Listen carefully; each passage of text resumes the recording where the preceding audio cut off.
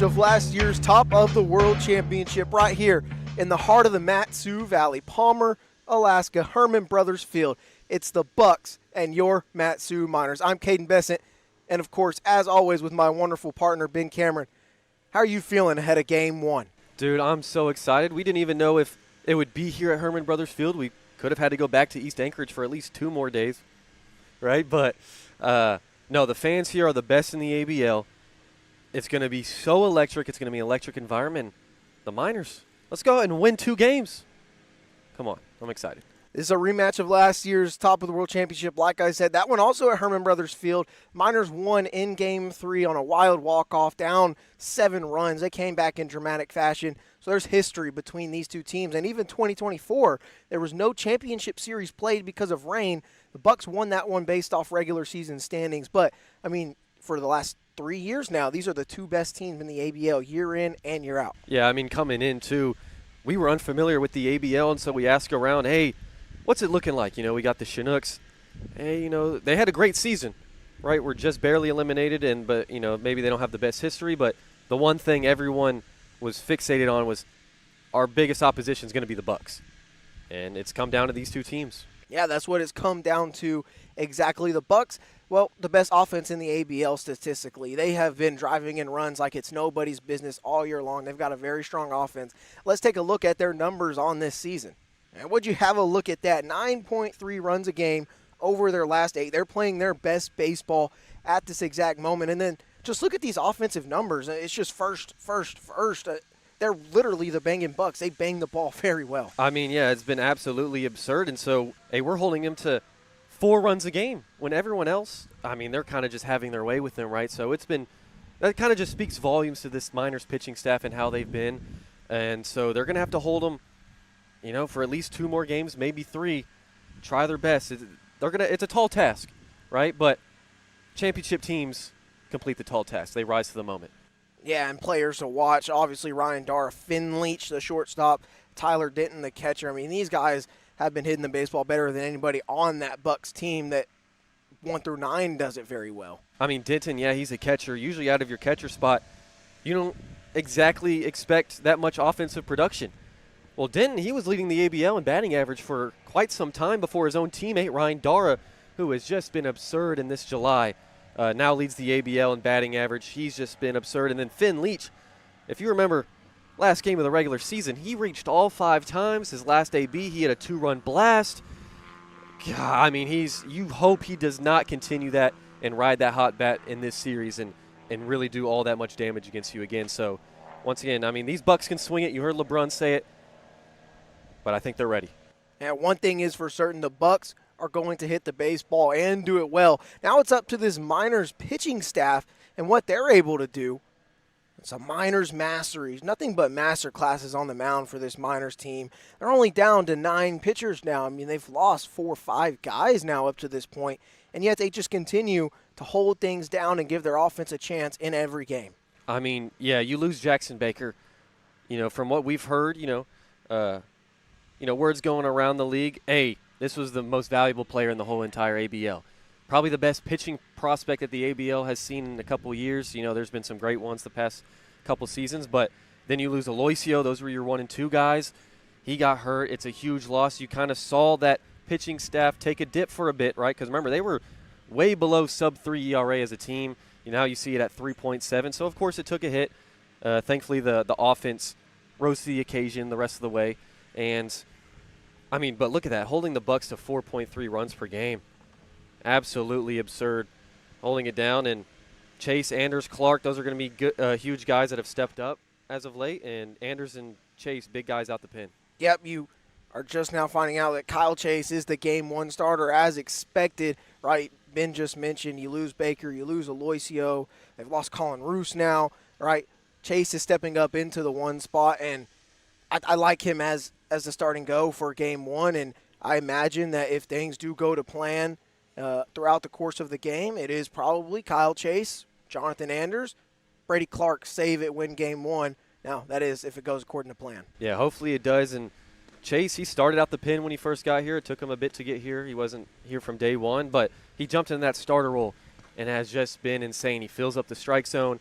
He gets a lot of weak contact, and that's just the game plan today. He's going to have to work around a tough Bucs offense. Yeah, and over the course of the regular season, the Bucs did own the head-to-head, though the Miners, they won the finale in the regular season just 2 days ago.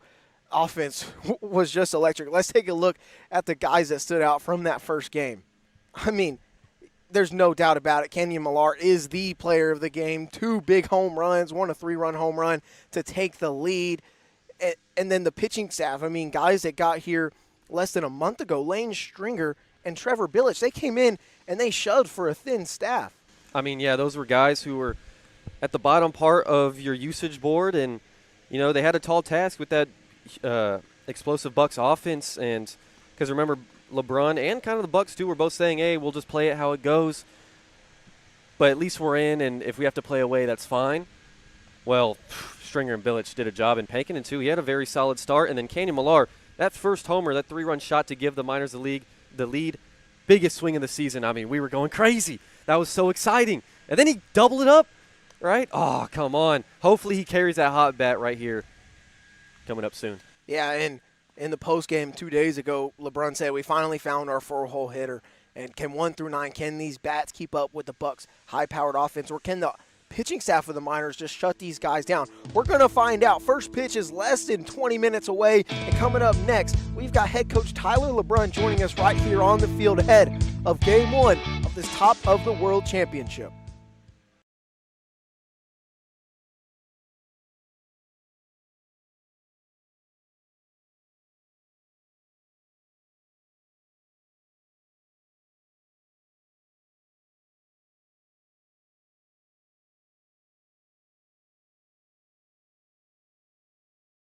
Welcome back to Hermon Brothers Field, home of this year's Game 1 Top of the World Championship, the Bucs and the Miners. We are now joined by head coach of your Matsu Miners, Tyler LeBrun.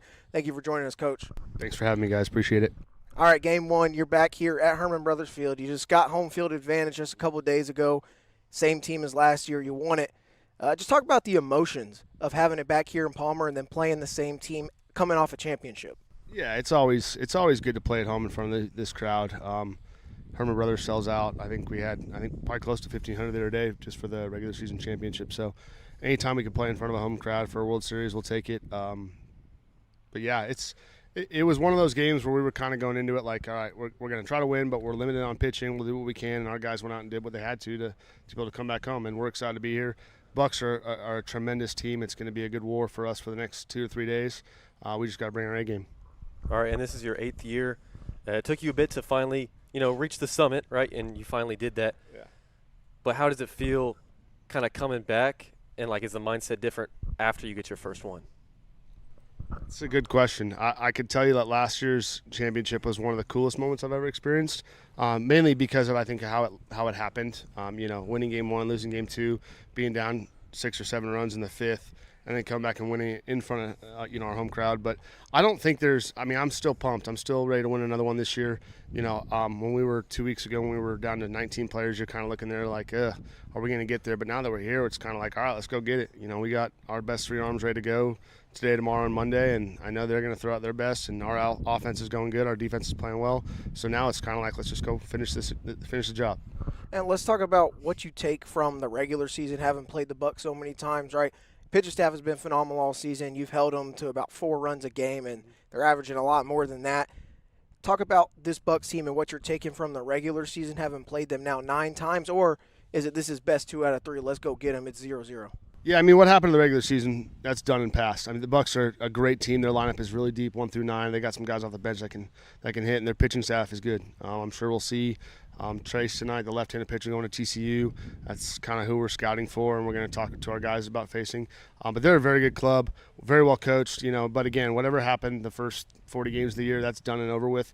Now it's time to go out and execute today's game plan and take it from there. All right, and then in the regular season, you guys got shut out 3 times while the Bucs, the pitching has kind of bested you out of the rest of the ABL competition. So, how do you come into this series, and what do you use from the regular season to, adjust your game plan against these guys? I think we have a completely different mindset than we had, the first month of the season at the plate. Our guys are going in there like dogs. They're going to war every time they go to that plate, and they are not giving in. Like kind of, I thought the first month of the season we just took kind of complacent at bats. Now it's like we got to find a job and get it done. Find a way to get that job done. I didn't know we had been shut out 3 times. That's kind of a bummer to hear. But, there's been good pitching. And, again, the Bucs have good pitching. But I just think we have a different mentality right now. It's go to war every time we step in that box. Now let's talk about the minors pitching. I mean, it's been the best in the ABL all season. Bucs not far behind you, but the pitching is the strength of this team. Now the offense has gotten going. Kyle Chase, game 1, he's locked and ready to go. Now you did lose your original 1 and 2 when we started the year. That happens. But talk about Chase and what you're expecting out of him. Kyle's a vet, man. He goes about his business. He handles his business the right way. There was no one else I wanted to start game 1. And he's been great for us. He's a strike thrower. He pitches with emotion, and he's going to war when he gets on the mound. And it puts us in a really good spot to let him throw. I think he's got 4 or 5 wins this year. His stats speak for themselves. But he's a strike thrower, so he's gonna attack these guys head on, let our defense work, and let our offense get comfortable and try to score some runs early. And then, not a lot of people know this, but you got a real full-time job, and you got to go back after today. Talk about your emotions of knowing that you don't get to be here for game 2 and whatever if there's a game 3, and knowing this is your last time with this group of guys. It's hard, man. I love this group of guys. I love our organization, and I love the group that we have on the field. And I've had some emotional nights recently thinking about how I have to leave. I do have a real job at home and a family to support for, and I think our guys understand that. I had to let them know a couple nights ago, and some of them were kind of bummed. I think a lot of them were bummed, just like I am. But they don't need me to go finish the job. My job is to write a lineup card and put guys in a position to be successful. And so when I'm gone, JJ will do that for him, Spence will do that for him, Ben will do that for him. But from an emotional standpoint, it's hard. I will be at home tomorrow night on my couch watching the game, fully invested, probably wanting to put signs on, sitting from my couch. But I will be cheering the boys on, just like I do from the dugout. But it's hard. But again, it's reality. It is what it is. This was something that was set a long time ago, and I'm privileged to have the ability to. I just got a nice promotion, so that's what I'm going back to. But I have full faith that our guys are going to get the job done tonight and tomorrow, and I'll be celebrating from home in Phoenix. All right, and then speaking on JJ and Ben and Spencer, what's your relationship with those guys? And throughout this summer, I mean, just what's your mindset on the guys by your side leading this group of guys? Yeah, Ben's new. He's our pitching coach. This is the first summer I've got to work with him, but he's been tremendous. He's a former pro guy, played indie ball. He gets it. He knows how to go about his business and handle his pitching staff. Spence, I was fortunate enough to coach back in 2018. It was funny. I was sitting on the couch up here, and I think we were probably 2 days away from opening day, and he just texted me and said, hey, do you have a spot? And I called him, and he was up here 2 days later. And he's been tremendous. He brings a lot. I mean, he was with the Yankees organization for 6 years, so he brings a lot of pro ball knowledge as well. He's done a really good job with our hitters and as well as our first baseman. And then JJ, that's like my brother. He and I spent last summer together, and then this summer I have full faith in him running this program for the next 2 days, and they're going to get a job done. Simple as that. But I have full trust in all 3 of those guys that shoot. They do more work than I do. I'm just really good at delegating. So, all right, last one I got for you. Message to the boys before game 1. I know how big it is to go and snag the first one and be in the driver's seat. What are you telling your guys in the locker room? One of the things we always preface during the season is to go out there and have the most fun you've ever had playing the game that day, and that's our focus. Winning's fun, but go out, play loose. We're out to win. We're going to war, but enjoy it and just have fun. I'm not going to put any extra pressure on them. They know what's at stake. These guys are Division I ball players. They know what they have to do. But go out and have fun. I mean, I'm a player's coach. We like to have fun and relax. That's how we're going to be going into it. All right, that's going to do it. Head coach Tyler LeBrun. Coach, thank you for joining us. My pleasure, guys. And coming back right after this, we'll have more on the pregame before game 1 of the Top of the World Championship right here on YouTube.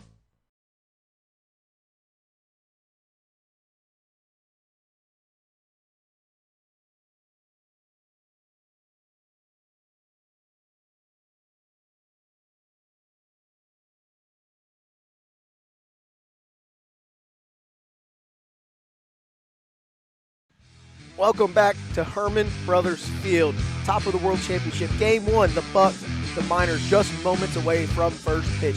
Now, let's go back and let's talk about what Coach LeBrun was talking about. I mean, obviously he's leaving. He's very emotional about it. And how awesome would it be for him to see the guys win game one in his final day here? It would mean the world to him, right? I mean, I get it. Everyone understands you're here for 2 months. You're putting work day in, day out with these guys, and there's a reason he's the head coach. He said he's delegative, right? So, he gets the guys fired up. He knows what to say. Now, of course, he talked about his assistant coaches, Ben, JJ, Spencer. He couldn't do it without them. These guys are great coaches. But LeBron has that head coach mentality and a way with words for with players, and that kind of gets them fired up. Yeah, it's going to be heartbreaking for him to watch game 2 and maybe 3, but yeah, of course the Miners want to get a win while he's here. I think what stood out to me most was talking about Kyle Chase and his staff, how thin they are on arms, and then how thin they are even on position players, and just his confidence in these guys to go get it done, right? I mean, nothing else matters anymore. What happened the 35 or 40 games before that were played, I mean, it's a go. Who's going to win 2 first? And I really love that he just believes in his guys to go get it done. That's super awesome to see. Yeah, no, absolutely. When you get into a postseason, it doesn't matter what you did against them in the regular season, which the Bucs actually won the head-to-head. It's 0-0, and it's first squad to 2 games, basically, right? And so nothing else matters, that previously happened this summer. And there's a reason he believes in his guys. That pitching staff has been nails. The offense has come alive. They've only just struggled against the Bucs, so they're looking to turn that around. They kind of did it in the regular season finale, so they're just looking to carry that on. All right, and let's talk about this series just for a quick moment before we get ready to get back in the booth and get ready for first pitch. What are your vibes? What are your thoughts on how the Miners fare against this Bucs team? Just mention it. The bats haven't been the best. They kind of went against that narrative, the regular season finale, when there was a lot more stakes on the line, and so that's a good sign. The pitching has been nails, but this Bucs offense can be explosive, so you never know when they might hit you with 2 jabs and then an uppercut. So pitching staff just has to believe in themselves and go and do what they do best, and it'll all just roll out from there. Yeah, it's the Miners' best 18, 19 guys versus the Bucs' 30-plus guys. But game 1 of the Top of the World Championship is coming up. First pitch, minutes away. We'll be right back here on YouTube.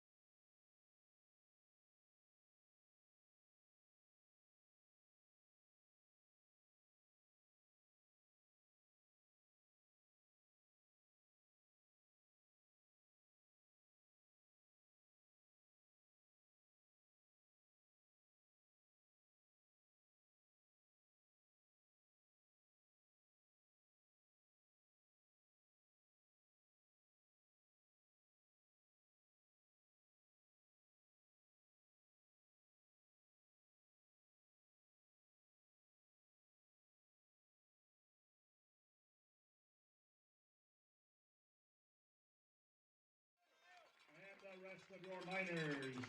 Their head coach, Tyler LeBron, assisted by Jackson Jarvis, Ben Terwilliger, and Spencer Hansen.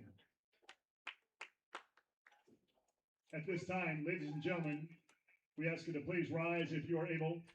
Face the flag behind the center field fence as we honor America with a national anthem performed by Andrea and Susie from the State Fair.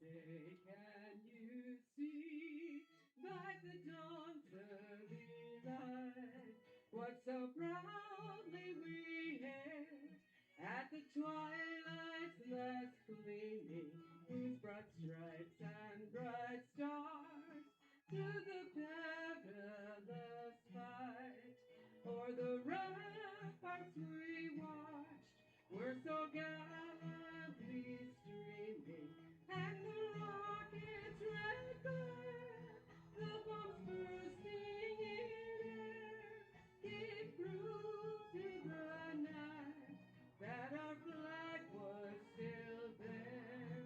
Oh, say does that star-spangled banner yet wave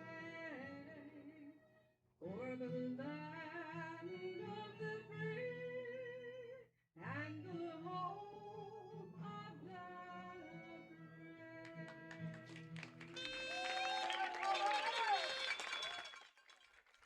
The stage is set. Game 1 of the Top of the World Championship, a rematch of 2025, the Anchorage Bucs and your Matsu Miners.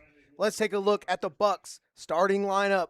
Leading off at second base, Miles Keogh. Hitting second at shortstop, Finn Leach. Hitting third, the first baseman, Hank Smith. Hitting cleanup at DH, Tyler Denton. Hitting fifth, the center fielder, Ryan Dara. Hitting sixth in left field, Camden Lanfear. Hitting seventh at third base, Hayden Miller. Hitting eighth in right field, Andrew Raymond. Rounding out the Bucs order at catcher, Joe Forbes. So Keogh, Leach, and Smith are guaranteed a chance here in the top of the first against the Minor starting pitcher here in Game 1, Kyle Chase, the 6', 195-pound right-handed pitcher, redshirt junior from Levittown, New York, playing out of St. John's. And man, I'm ready. Let's do this. Let's do this. This has been 2 months in the making on the field. And, you know, from a front office perspective, it's been a whole year. And it's come down to the final 2 or 3 games. Once again, these two squads, you know, they have some history, as we mentioned, you know, and there's some beef there. It's time to squash it right here and now. For Kyle Chase on the season, he's making his 7th appearance, his 6th start. Kyle Chase is actually tied for first in the ABL in wins. He's got 4, a 4-1 win-loss on the season. He leads the Miners in that category, and through 27 innings pitched, his ERA is a 2.33. He struck out 28, so striking out one guy per inning. But he faces a Bucs offense that we talked about in the pregame. Man, they're a scary bunch. Yeah, no, absolutely. You heard LeBron say it. 1 through 9, these are guys that can do damage. And, I mean, I think these are the only 2 squads in the ABL 1 through 9 that are really solid. And, I mean, you saw in the pregame, first on every single offensive category in the ABL. They're a dangerous bunch. But so far, the Miners have kept them at bay. See if it continues. The best 2 out of 3. All games will be played at Hermon Brothers Field. Miners trying to go back-to-back as top of the world champions. Miles Keogh digs in against Kyle Chase. Kicks, winds, delivers. First pitch upstairs for ball 1. And we are underway at Hermon Brothers Field. Miles Keogh, a guy, joined the Bucs back into the season, and he's been absurd. Hitting in the high 300s. He's got 4 doubles. He can find those gaps pretty easily, and from a smaller stature, he's got great power. Yeah, limited sample size as a hitter, but hitting 365 on the summer. He's come in. He's done a very good job. Chase 1-1, also fouled straight back. It's 1-2 to Keogh. Guy that is headed to the University of South Carolina. He just graduated high school. He originally committed to Coastal Carolina, but he's going to follow Kevin Schnall to the SEC and play with the Gamecocks. I imagine he reports in about a couple weeks. 1-2, just misses outside. So both of those foul balls from Keogh, you know, kind of just straight back, so that kind of means he's on time with it, just a little bit under. Bucs looking to get some early offense. Chase trying to continue to shut down these Bucs. Just called a ball at the top of the zone. It runs full. And so already making Chase work a little early, seeing as many pitches as he can first time up. Chase, payoff to Keogh. That one's hit through the left side of the infield, and the Bucs get things started with a base knock from Miles Keogh. I mean, you mentioned this guy is going to play SEC ball as a true freshman. previously committed to a great program in Coastal Carolina, but he made Chase work right there and then just finds the hole. It's a good start to the game for the Bucs. That brings up the 2-hole hitter, Finn Leach. He's at shortstop this afternoon, per usual.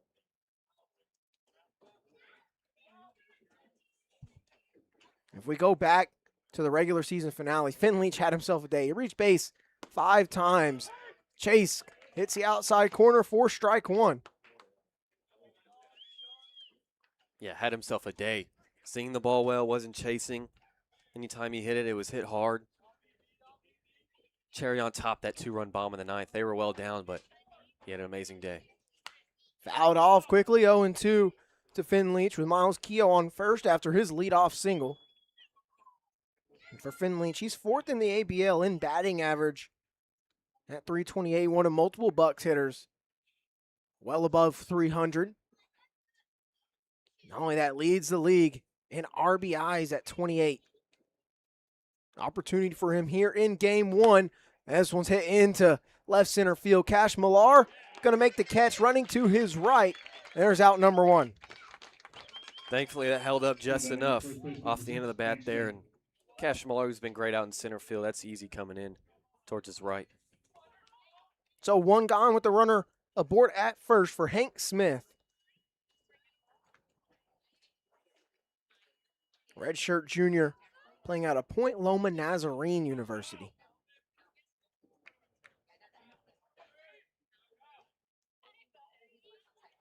Keogh gets a look over at first from Chase. He's back on a dive. Chase going over to first before offering to Smith here.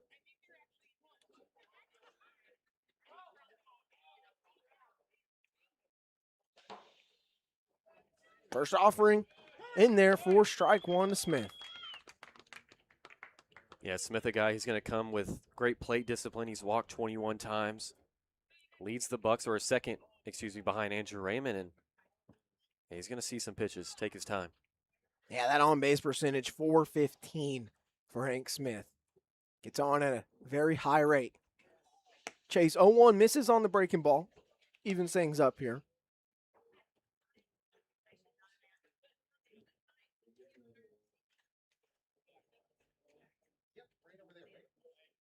Ground ball could get Kyle Chase out of this inning. Retire the side in order right here in this top of the first inning. 1-1, sky in the air, left side in foul ground. Will Godfrey giving chase. He's on the gravel and falling backwards. He makes the catch. What a job by Will Godfrey. He just fell on his back for out number 2.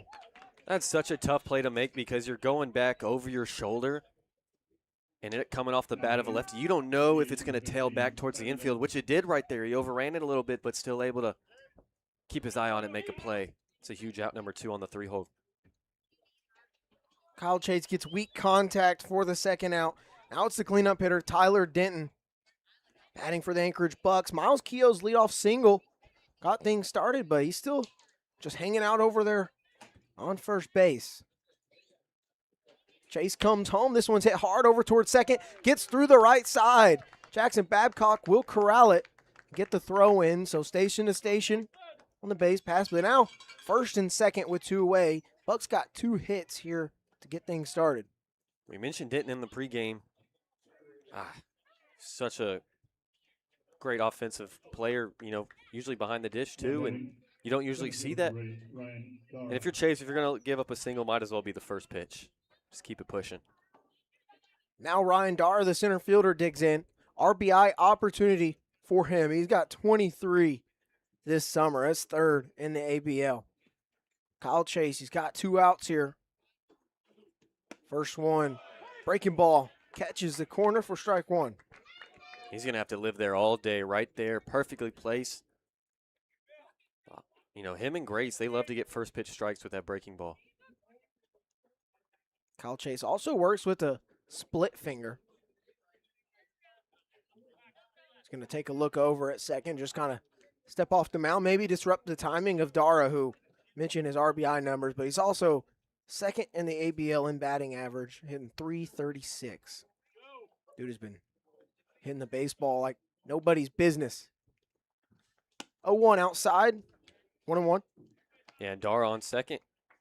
Or not, not on second, excuse me. Dar at the plate. He can run too. He has wheels. A lot of stolen bases this summer.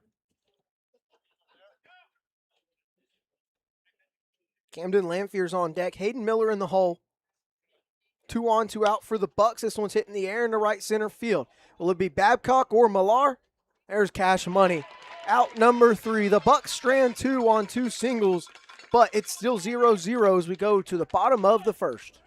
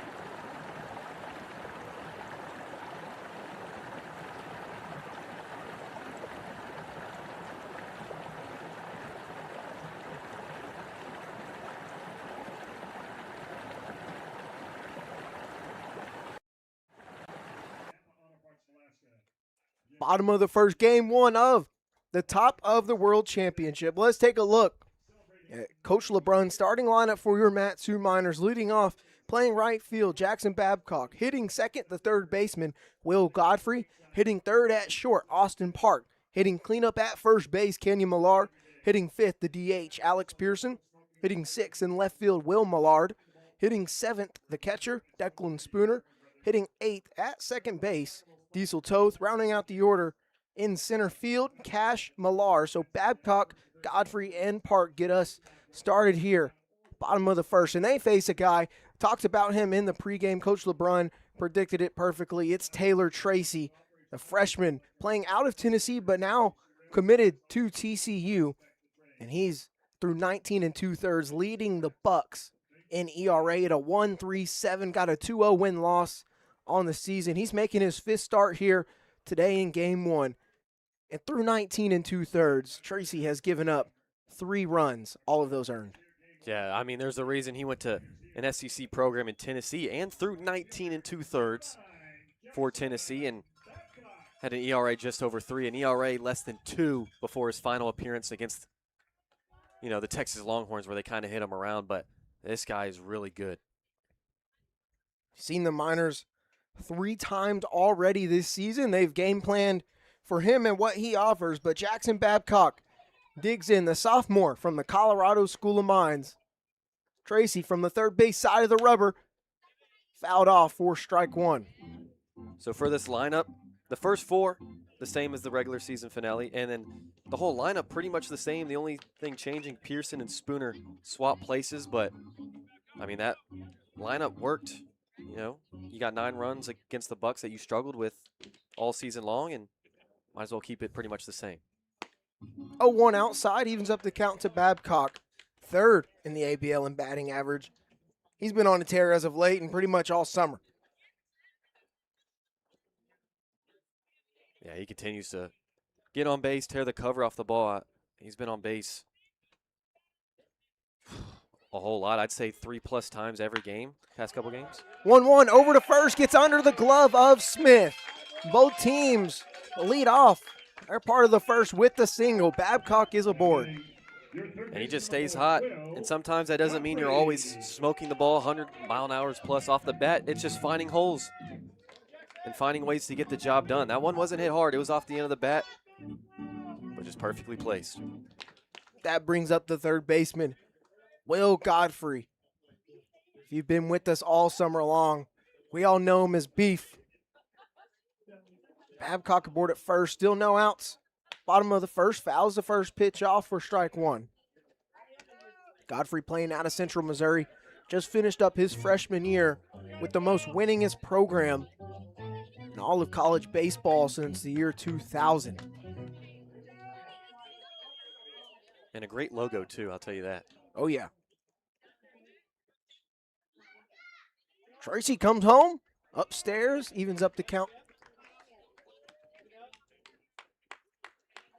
We've, especially over these last 3 weeks, maybe the whole month of July, Godfrey has drawn so many walks. I mean, it just seems like it's one every game. His on-base percentage is 450. I mean, the dude literally gets on almost half of the time. It's absurd. Shows bunt, but it's fouled off onto the fence right to our left, 1-2. Yeah, I'd say the past couple of games he's gotten a little bit more aggressive, and it's paid off because he's been getting a lot of hits. Just a 4-hit night, a couple nights ago against the Glacier Pilots. Top 4 of the order has been super good. Tracy goes to first to look at Babcock. And for Taylor Tracy, mentioned he's seen the minors 3 times already this season. He's thrown 12 innings total, and he's given up 13 hits but 12 strikeouts across those 12 innings. But the minors have scored 2 of the 3 runs against Tracy all summer long. So out of everyone else in the league that's seen Taylor Tracy, they've only been able to score 1 run as a league combined. Minors have 2 of those 3. I mean, yeah, upwards to, mid-90s fastball from the left side, devastating breaking stuff. It makes sense. 1 on, still no outs in the bottom of the first of game 1. That one fouled off by Godfrey. He stays alive.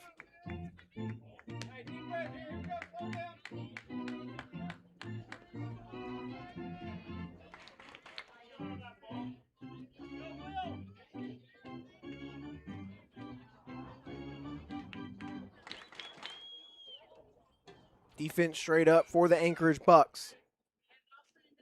Third baseman Hayden Miller playing on the grass. 1-2 to Beef. That one chopped but goes foul on the first base side.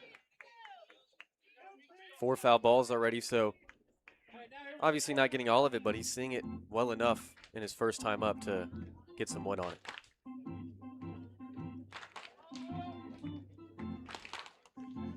Over the month of July, the Bucs got really hot as a team. They started off a little slow, but then also their pitching staff has just continued to get a little bit better. Another foul ball from Godfrey. What a fight.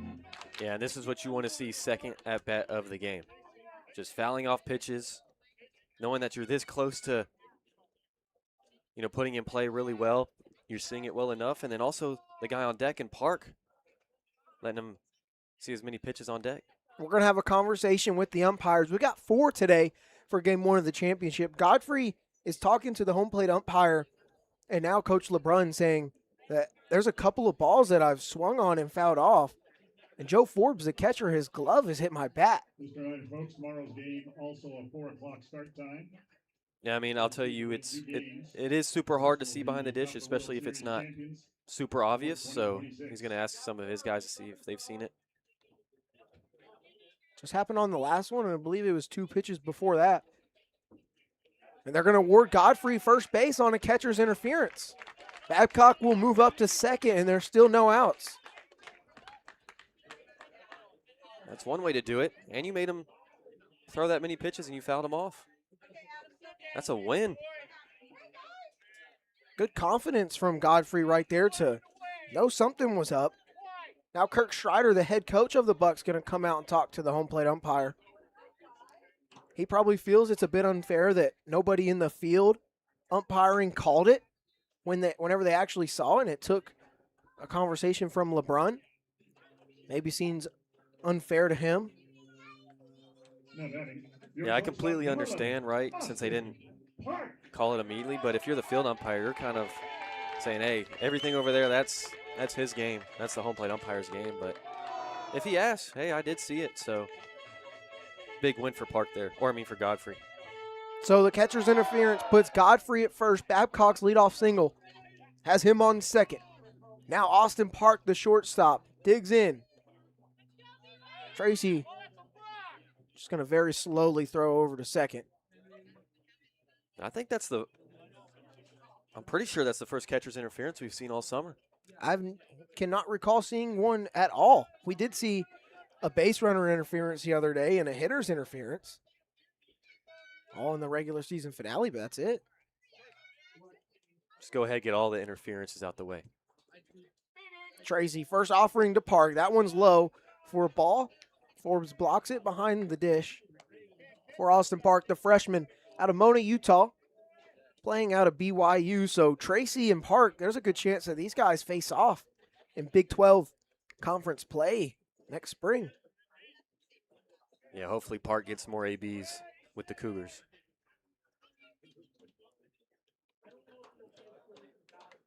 Tracy long stare at second.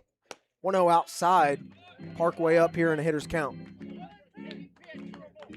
And Tracy to Godfrey actually went with the high cheddar a couple of times and looked like he was missing a little high, and Park might have seen that. It's a great take above the letters. Park, a two-way player at BYU, but only taking reps defensively and in the box this summer. 2-0. 3 balls and no strikes to AP. Yeah, if Tracy wants to settle in, he's going to have to locate that fastball. If you can't locate your fastball ever, it makes everything 500 times harder, I would say, on my calculator. Only 9 walks on the season for Tracy. Down here big. And he's going to miss. It's a 4-pitch walk to load the bases in the bottom of the first with no outs. Yeah, all fastballs. The first one missed in the dirt. The next 3 missed way upstairs. Kenyon Millar. And if you're Kenyon Millar, you take note of that. Maybe make sure he comes in the zone first. Don't swing yourself down in a count when he just had a 4-pitch walk. Still no outs. Game 1 of the top of the World Championship. Now, Kenyon Millar, dude that absolutely slaughtered the Bucs in the regular season finale with 2 home runs. Tracy got a lot of jam to work out of here. First pitch is a ball. Hopefully Millar, that bat still very hot from that regular season finale. Well, this is your chance right here. This is an arm that's going to be, or that was in the SEC, now with a big-time program in TCU. What do you got? Millar playing out of Temple Junior College over in Texas. 1-0. Breaking ball on the inner half, called a strike, so 5 straight balls from Tracy. Finally finds the zone. Yeah, it took him away. Took him until he went away from that fastball. See if he can find some command with that. Lefty on lefty matchup here. Just 2 days ago, Kenyon Millar, 5 RBIs. Can he come through for the Miners here? Good take on the 1-1. Tried to absolutely wipe it off the table. No offer. So he got that first strike on a breaker that's tailing hand side in towards Millar, and then goes, looks like a slider or curve that goes outside. So that's a really good take. Hitters count to Kenyon Millar, 2-1. Pitch on the way from Tracy, upstairs. 3 balls and 1 strike. And for the Bucs, you imagine, regardless of where you're at right now, you were not expecting Tracy to come out here, start like this. Still no outs in the bottom of the first. Crowd starting to get going here at Hermon Brothers Field. 3-1. Kenyon hits this one up the middle, but it's off Tracy's arm. He tried to block it. Babcock scores. Godfrey's going to score. Austin Park will hold up at third. 2 runs driven in by Kenyon Millar here in the first. Miners take an early lead. What a job to work back up the middle. It's possible that wouldn't have gotten up the middle into center field, so Tracy, trying to be fancy, throws a glove at it behind his back, and because Keo at second is heading towards the middle, that right side is wide open. It goes that way. What a job for the Miners to hit off Tracy, a sub-2 ERA guy, hitting off of him here in the first. Tracy just trying to save it. Tries to snag it.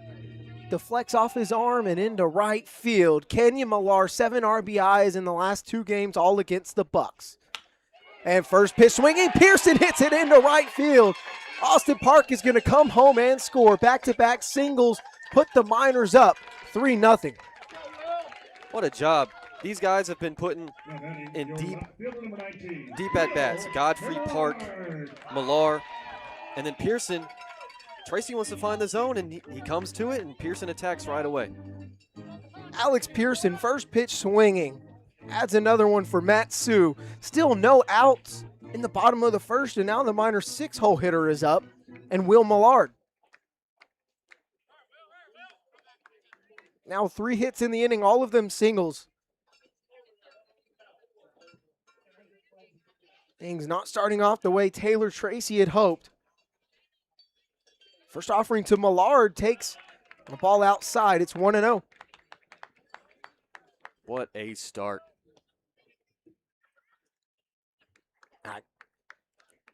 Honestly, couldn't have seen this coming. Not against Tracy, no matter how hot the Miners' offense has been. I mean, still no outs. They've already scored the same amount that everyone scored on him in the whole season. That's fouled off by Millard, and right off the mask of the catcher, Joe Forbes. He's going to need a minute here. If we go back to the top of the first inning, you think about how huge it is for Kyle Chase to be able to put up a 0. He gave up 2 singles, stranded 2 guys on the base pass, so great job by him to get going early, and Tracy just ran into a whole lot of trouble, and this Miners offense continues to just be electric. I mean, what did LeBron say pregame? These guys go to war, Love that. and they've been going to war every single time they step up. Tracy's 1-1 is upstairs. He finds himself behind in another count here. He still has yet to record an out. The crazy thing about it is the Miners have not been that good of a team hitting against starting pitching. It's usually when the bullpens come in that they unload. It's not the case here in game 1.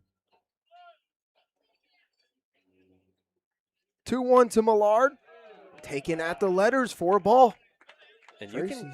you could possibly say once Jackson Baker departed because Oregon State shut him down, that Tracy, arguably the #1 arm in the ABL after him. And yeah, this is not how the Bucs imagined his start would go. He's having to ask the home plate umpire, was that ball up? 3-1, hit on the ground over to short. Finn Leach on to second to get the force out. That's the only play that they have. So the Bucs finally getting out on the fielder's choice, but now they're on the corners. Now batting your catcher, number 6, Declan Spooner. That's fine. Hit slow enough and towards the left of Leach to where you can't have a double play. Still only 1 out and moves the guy up to third. Still a productive at bat. So Miners still up 3-0. Kenyon Millar's 90 feet away for Declan Spooner, the catcher today for your Matsu Miners. Will Millard reaches on that fielder's choice. Tracy's first offering. This one's hit in the air into left field. Coming on his Lanphier. Might not be deep enough. They're not going to send Millar. So there are 2 outs in the inning, but Will Millar gets caught going all the way to second. He didn't go back. It's a double play to end the inning. A 7-2-3 double play. And that's how the bottom of the first ends. The Miners, though, ahead 3-0 as we go to the second.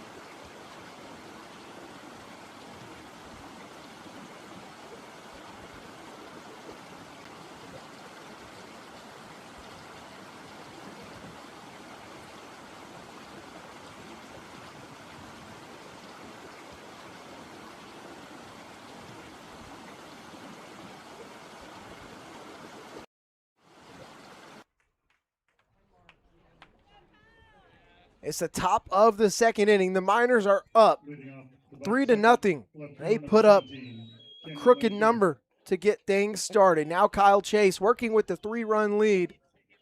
He faces 6, 7, 8.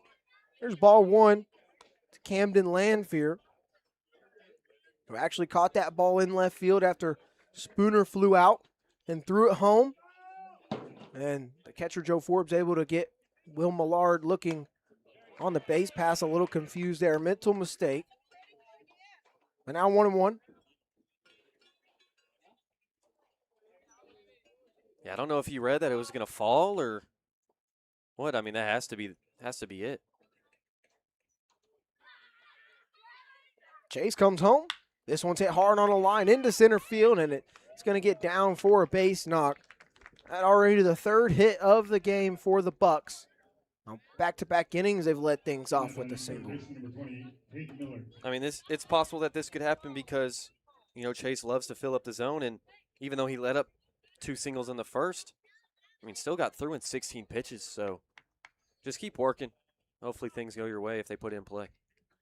Now Hayden Miller, the third baseman.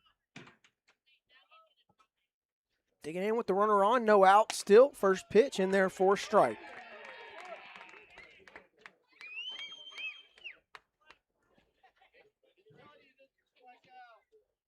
Miners maybe looking to turn two here, get a ground ball. Mentioned Kyle Chase works with that splitter. He kind of throws it, a little bit of a changeup action, right? So his middle finger and ring finger on his right hand actually do the split. Called strike 2 on the outer half.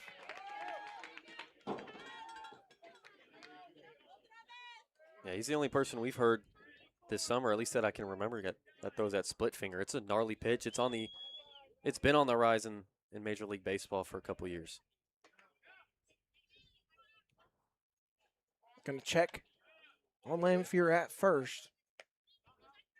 I mean, it used to be a really rare pitch if an arm you had wasn't coming from Japan. I know Mike Scott of the Astros won the Cy Young '86 through one, but that was a rare instance. But now you see it in every pitching rotation pretty much. 0-2. Swing and a miss. Strike number 3. There's the first strikeout for Kyle Chase, and there's one away.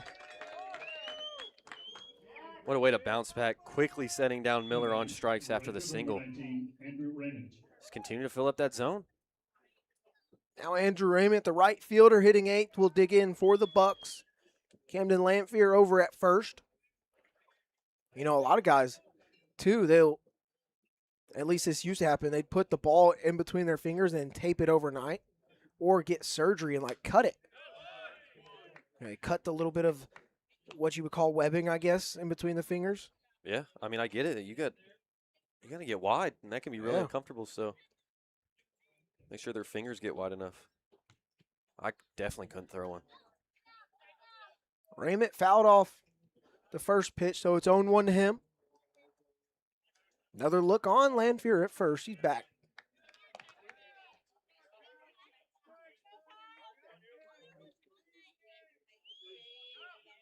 Maybe Chase's splitter is a little bit easier to throw because he's also got that changeup action with his thumb and his pointer finger. Better control. Ooh, just inside and called a ball, so 1-1 now. Yeah, maybe not as much movement going south, but you get more control on it.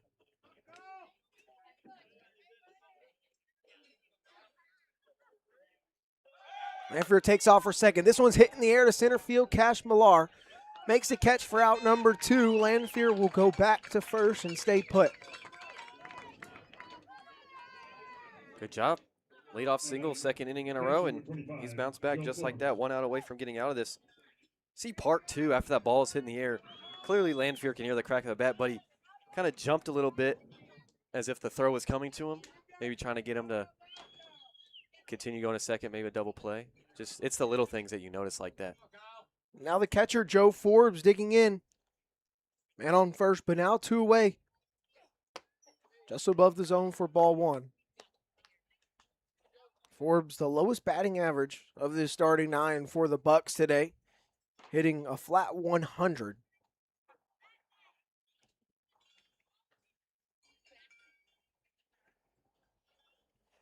1-0, swing and a miss. Right over the top of that one, evens up the count. Yeah, in the bottom third of the order, Miller and Forbes, the only two guys who are actually struggling this year. Miller also hitting below 200. So the Bucs in game one rolling with two guys who just haven't had that good of a summer so far. Mentioned this has been the best offense in the ABL. Chase misses upstairs, 2-1. Top of the order awaits on deck and Miles Keogh, who singled to lead off this ball game. Bucks trying to avoid 2 straight innings with a leadoff single, and the guy gets stranded. They're working down 3 runs here. This one's hit over to third. Godfrey has got it. Fire across the diamond is in time. Chase strands another runner on the bags. Still 3-0 Matt Sue will go to the bottom of the second.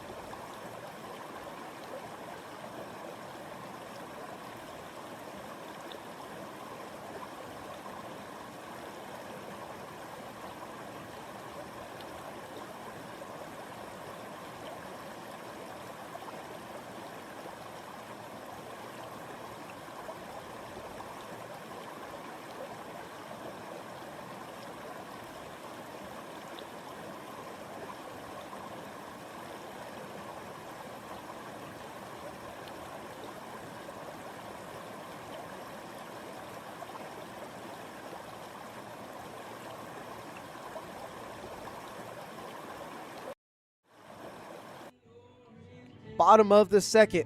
Kaden Bessent along with my partner Ben Cameron. It's game 1 of the top of the World Championship here at Hermon Brothers Field in Palmer, Alaska. And the Miners up early, 3-0, as they get ready to swing it for the second time. Diesel Toth, Cash Millar, and then Jackson Babcock do up. That's 8-9-1 for the Miners. Yeah, first time through.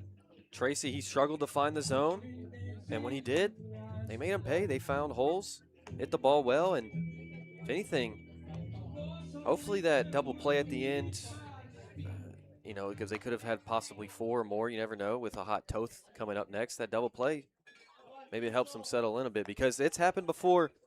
A starter comes in, gets touched up in the first. You might think he's for a world of hurt, and he settles in for the next couple of innings, and that's not what you want if you're the Miners. You need to keep foot on the gas.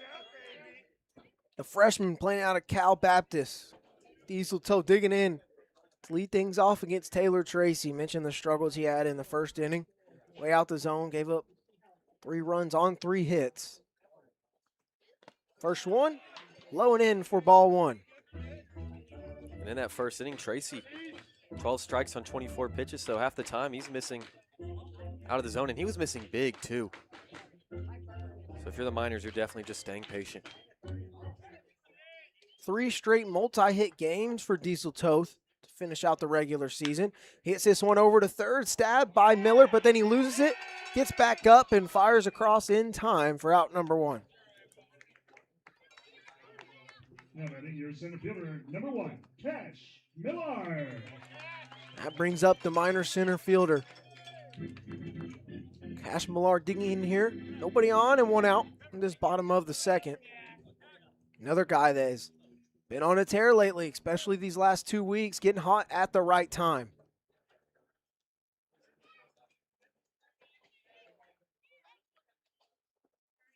First pitch comes in and goes into right center field, and a diving attempt. Raymond says he's got it, and he does.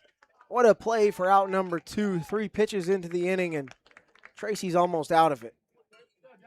Ah, that ball's hit well out to right center. It's a really good swing by Cashmiller, but Representing your right fielder, number 9, just got to tip your hat to Jackson Raymond. What a play. Babcock. He was about halfway going towards second, and he realized Raymond held the ball up in his hand and realized he had it. Just looked down. That's frustrating for sure, but now Jackson Babcock singled and scored just last inning. First pitch down the middle for strike one.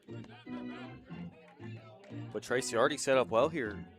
Mentioned struggled to find the zone, but 3 pitches later, start off the second, he's got 2 outs. A one outside and goes all the way to the backstop.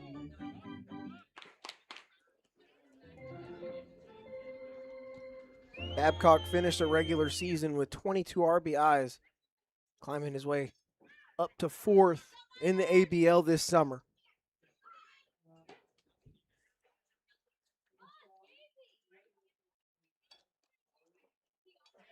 Tracy comes home with the 1-1 pitch. This one skied foul on the left side.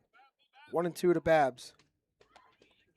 He's had a decent amount of at-bats in that leadoff spot, too. So coming from the leadoff spot, he's got a handful of ribbies. And that speaks to the bottom of the order. Doing really good this final stretch of the season. One of the guys, LeBron, tried to figure out if he was the 4-hole guy. He's worked well as the 1. Moves out of the way of that one.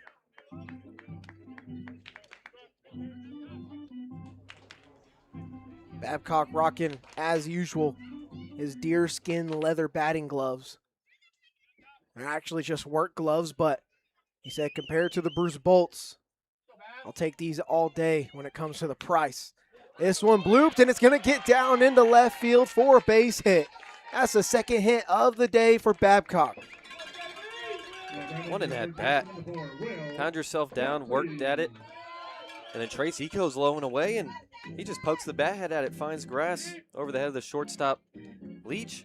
I mean, this is a guy who, okay, he's a D2 player, but the difference between D2 and D1 is small. He could play D1 ball at a very good program. I know it.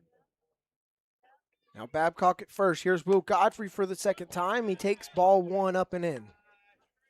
Reached on that catcher's interference. He had fouled off about 4 or 5 pitches in his first at bat, and then had a conversation with the umpire, and then Coach LeBrun. They appeal it with the field umpires or have a conversation, and he got to reach. So he came around and scored. As well as Tracy and Forbes look a little frustrated as it's now 2-0 to Beef. I think he's seeing it well at the hands of Tracy, too. All those foul balls up here, 2-0. 2-0 pitch. At the letters, called a strike. Godfrey, just like Babcock, another D2 player. So for this minors lineup, I mean, 1 and 2, they play Division II baseball at some really good programs, and they've competed with the best of the ABL all summer and been part of the best. Called strike 2 to Beef. Yeah, remember the gap at each level going up, very small.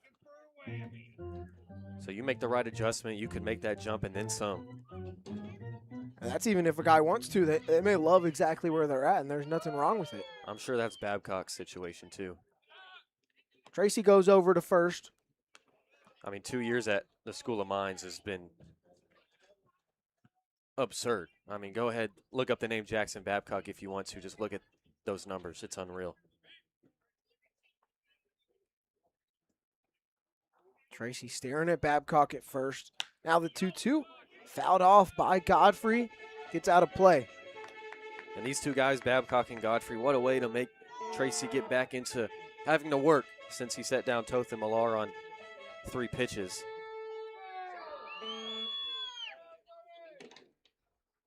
Crowd getting into the charge chant at Hermon Brothers Field. 2-2 pitch. Outside, count will run full. Tracy almost off the mound thinking he had strike 3. And it looked closer than what it originally was, but Forbes, he's falling off to his left, so either Tracy missed his spot or he got mixed up because he didn't help his guy right there. Babcock should be moving on this pitch. He does. Another foul ball. Godfrey He's putting up a fight against Tracy now in 2 straight at bats. Yeah, that's what he does. We've said it before. If we had the data, we're 100% sure he has seen the most pitches per at bat this summer.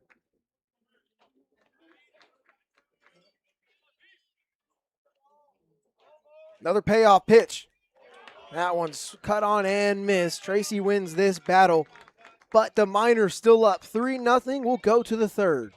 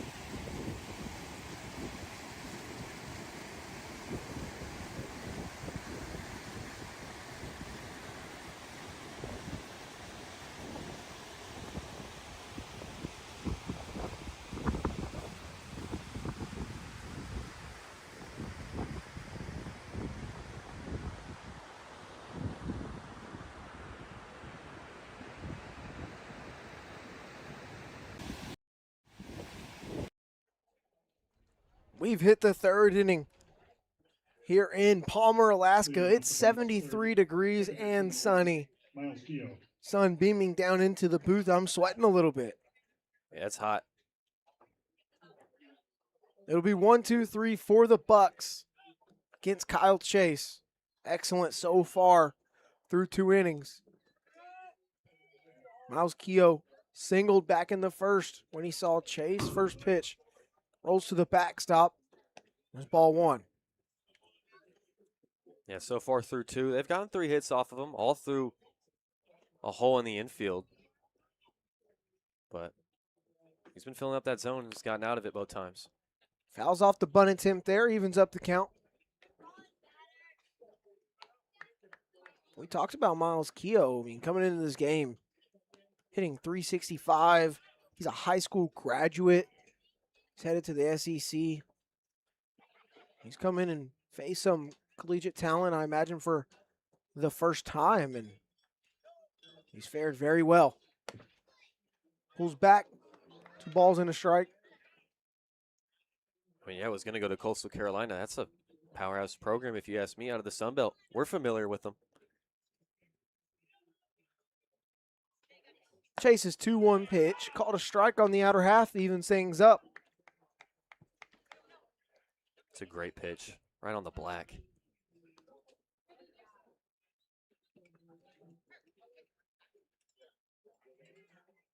Chase comes home, breaking ball, fouled high in the air. Kenyon Millar, Jackson Babcock. It's Kenyon Millar, just 3 steps into foul territory, running and catching that one over the shoulder for out number 1. Kind of like when Godfrey made a similar play in the first, without the dramatics from Millar. That's a tough play to make. Ranging back over the shoulder, keeping your eye on it on a sunny day. It's a great play. So Keogh is retired to lead off this top of the 3rd inning. That's going to bring up Finn Leach, the shortstop. Mention how good he was against the Miners just 2 days ago. Called strike 1. Chase continues to pound the zone early. Try and stay ahead of these Bucs hitters. This offense, you remember our graphic in the pregame. I mean, their offensive numbers lead the ABL pretty much everywhere. Average, on base, slugging, extra base hits, doubles.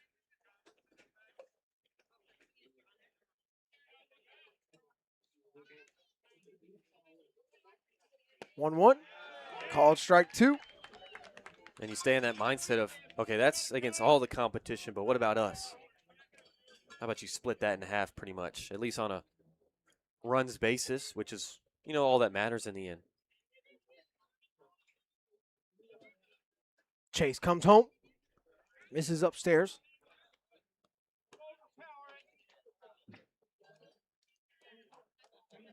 I imagine it's a pretty comfortable spot to be in for Chase facing Leach here. With nobody on the base pass as he hits this one in foul ground. Godfrey running hard, but it gets into the seats.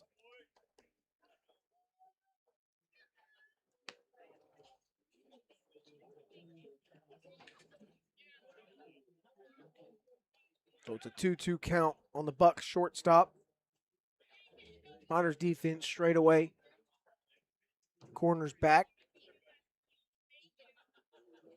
Here in game 1.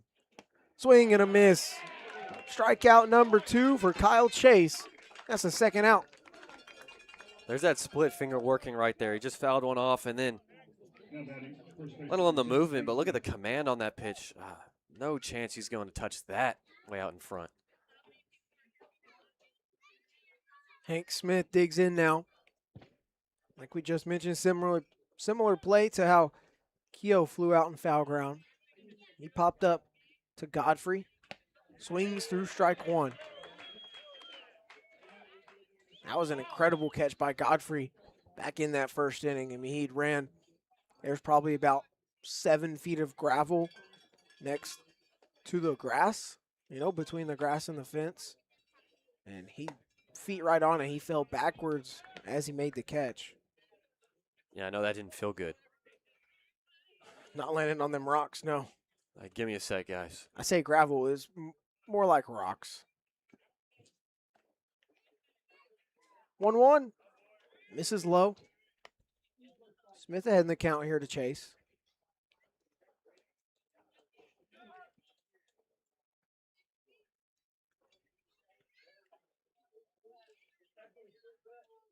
Defense shifts a little bit poolside, and he pulls it right over to second. Diesel Toth on to first. 3 up, 3 down, go the Bucs in the top of the third. Miners take their 3-run lead to the bottom half.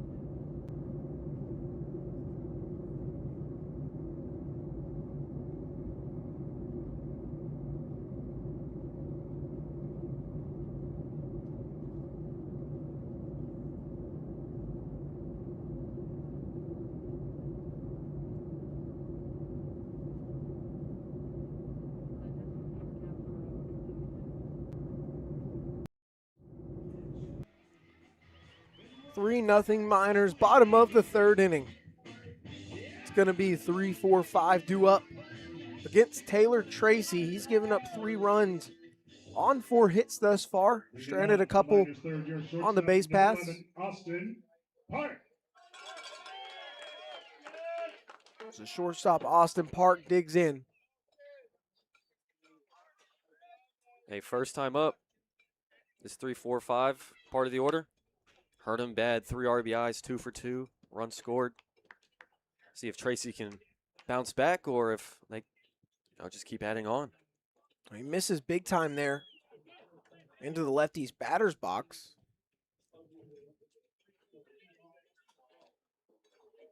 1-0 pitch. Swung on a miss. Park looked like he was maybe under that fastball there. I mean, that's been Tracy 40 pitches in so far. As when he's missed big. I'd say 80, 90% of the time.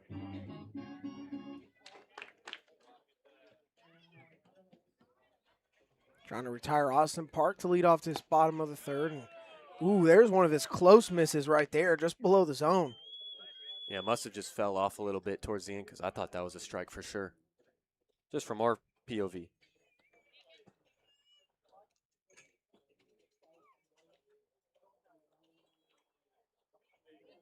Tracy, 2-1 pitch to Park. Misses big there. There's a 4-pitch walk to Park back in the first when he first saw him. Yeah, none of them were close, so at least this at bat, I guess he's come a little closer. But he's down. 3-1. Fouled off by Park. He stays alive.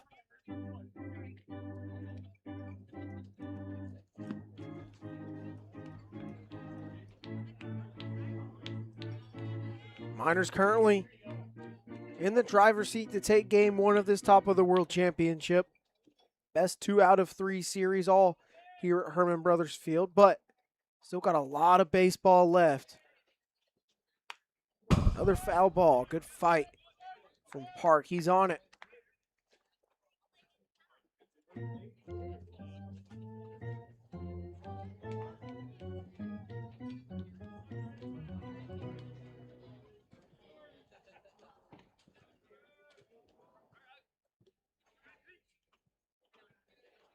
Three-two count to lead off this bottom of the third. Tracy, payoff. Misses inside. Second walk of the game drawn by Austin Park. Miners have the leadoff man aboard here in the bottom of the third. Hey, this second time around, he had to fight for it, but he wins it. Just another gritty AB from these Miners in the front third against Tracy. Now the man who broke open the scoreboard just in the first inning. He had a RBI single off of Tracy's arm. Drove in 2 runs on that single. First pitch fouled off the front foot. And there's a reason LeBron said, hey, we found our cleanup guy, because making now 4 straight games with an RBI from Millar. I mean, that's doing your job. That's coming through. So you earn another game in that 4 spot. I mean, 5 ribbies in his last 7 plate appearances. It's doing work. Millar's been swinging a very hot stick. Coming in today, his average was a 289. And I remember earlier in the season, I mean, it was just dancing around 220. That just shows you how much better he's gotten over the course of the summer.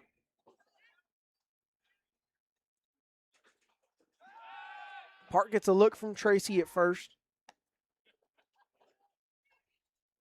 I think if you're a 18-year-old going to a junior college, right, you do solid, and then you go to a summer league that has great talent and you hit 300 with a wood bat, yeah. Park takes off for second. The ball gets away from Forbes without hesitation. Park goes all the way into third, so a stolen bag, and then he advances on the pass ball. That's 20 stolen bases for Austin Park on the summer.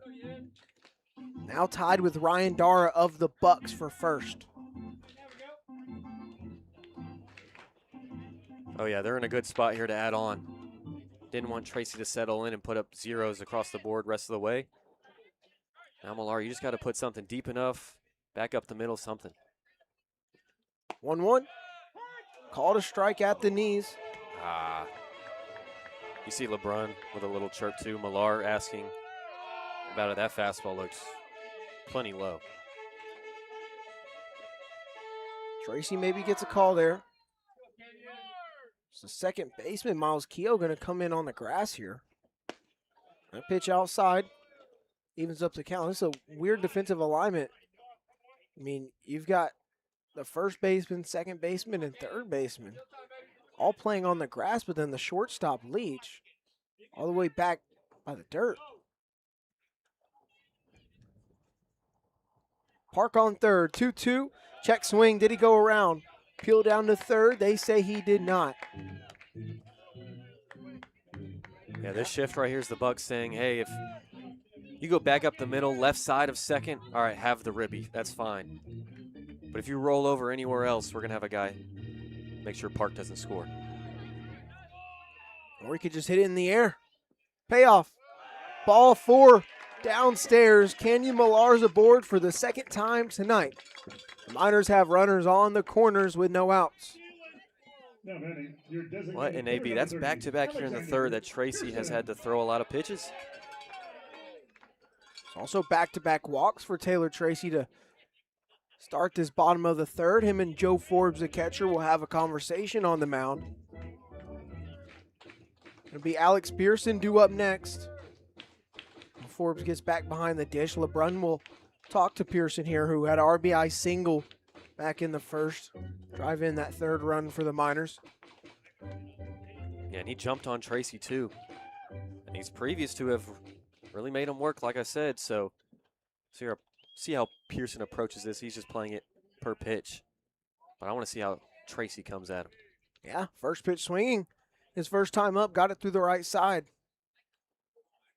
On the corners, no outs. First one to Pearson, first pitch swinging again. This one's popped up in the infield. First baseman Smith has got it. There's out number 1. Well, Tracy came in the zone. Top of it, Pearson being aggressive. I like it, especially what you did first time up. I just way under it. Tracy got the better of him. It's a huge out. Now Will Millard hit into a fielder's choice. Back in the first, he reached. And he got doubled up over at first to end the inning. Got caught on a fly ball. He shows bunt and he gets it foul on third base side. So 0-1. And Miller over there charging. So even if you go for the squeeze play, still going to be close. Imagine LeBron's thoughts right here. We got a man at scoring position. Chance to add on against an offense that's very powerful. Cannot waste any opportunities. Another bunt shown. This one down on the right side of the mound. Tracy has no play at the plate. What a job done by Will Millard. A beautiful sacrifice bunt. The Miners are up 4-0. What a way. You saw Miller coming in, but not Smith over there at first, so you bunted to the right side. That's a great job by Will Millard adding on. May not be the fanciest RBI, but it gets the job done. Now Canyon Millar moves up to second. So another man in scoring position now with 2 away. Now Declan Spooner, the catcher, digs in. First pitch swinging once again. This one in the air out towards center field. Dara's got it coming on in, and that is going to end the inning. Tracy strands another man on the base pass, but the Miners add one more.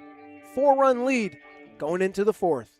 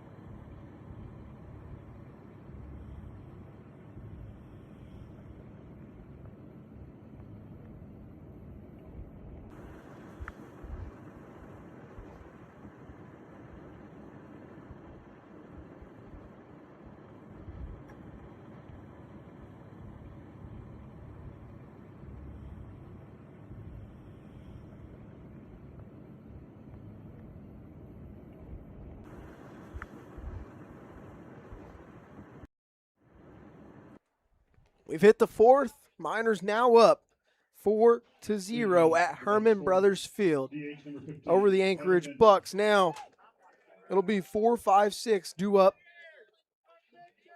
Still going to be against Kyle Chase here. He's been phenomenal. He's stranded 3 through 3 innings. Got the Bucs to go 3 up, 3 down, back in the third. Try to keep it rolling here. Breaking ball called, strike 1 to Denton. DH singled back in the first inning. Tyler Denton, a guy getting on base at a 470 clip coming into this game. He's going to pop this one up on the first base side. Shallow right field. Diesel Toth on the run. There's out number 1.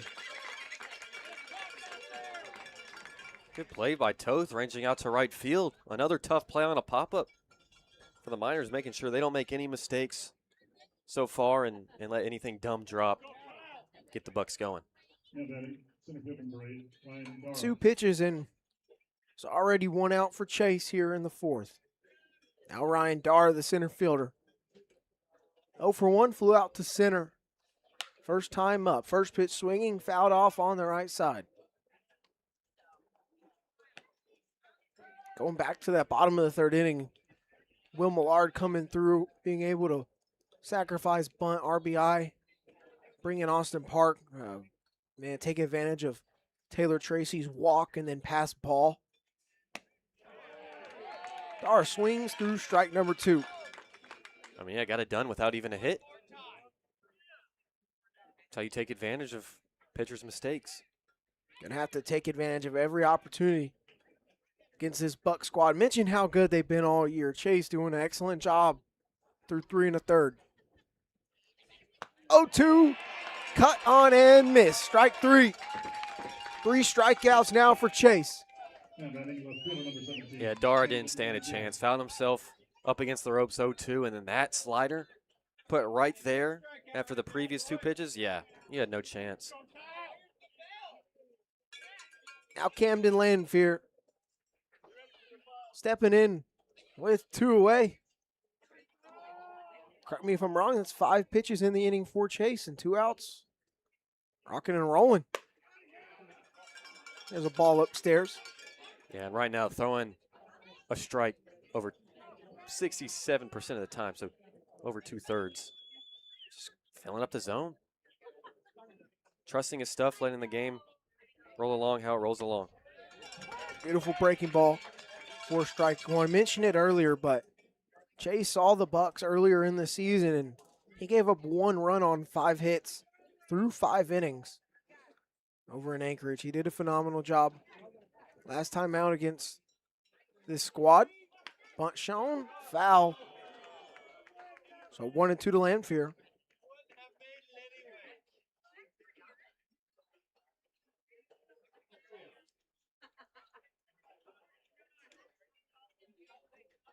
I say go back to that outside slider that got Dara.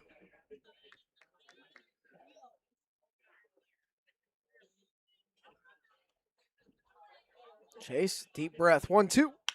There was that slider on the outer half. It's poked into right field. Babcock's there. Out number 3. Kyle Chase continues to roll. He's retired 9 in a row as we go to the bottom of the fourth.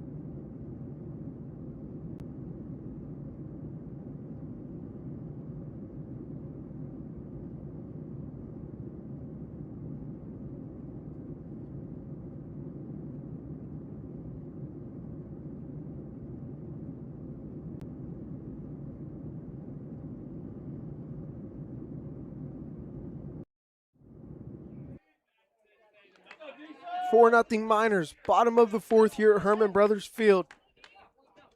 Toth, Millar, and Babcock 8-9-1 against Taylor Tracy. Leading off. The Miners fourth. Miners scratch across a run last inning off of 2 walks and then a sack bunt. First one to Toth outside.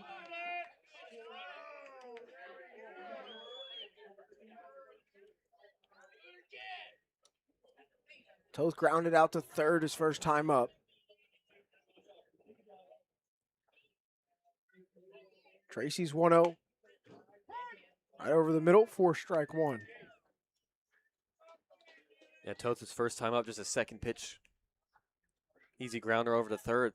There's only been, like, off the top of my head, 3 plate appearances that haven't been really, really good from the Miners so far. That one skipped into the backstop. And so far, what we've seen from Tracy, which we've seen much better from him, I don't even know if he knows where it's going. He's had struggle when he misses. That's maybe the third or fourth pitch that he's thrown that's gotten past Forbes into the backstop. Toth will foul it off. 2-2. And I've also been informed that Robbie from RC Detail is going to take our wheelbarrow booze on a tour. You don't even have to get out of your seats. He'll sell you some raffle tickets right where you're sitting. Diesel been hitting the ball very well lately. Takes upstairs, full count. And so far, all the damage coming from that top or middle of the order. So the bottom third, they want to get involved. Bottom 4, really.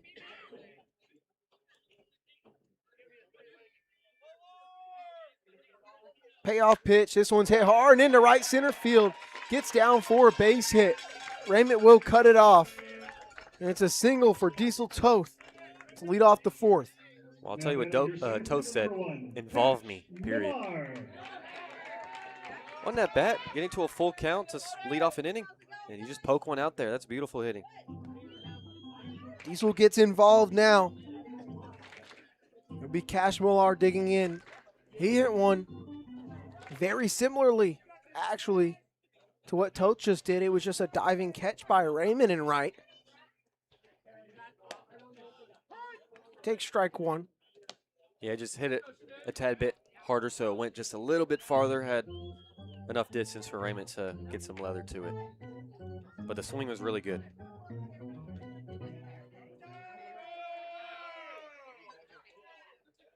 Toth takes off for second. Tracy goes over to first, and he's going to get picked off. So 1-3-6, caught stealing. Toth will head back to the dugout, and there's the first out.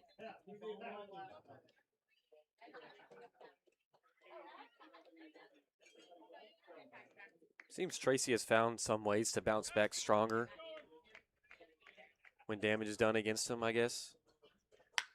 Cash Millar hits this one deep into left center field. That ball's going to land and 3-hop the wall.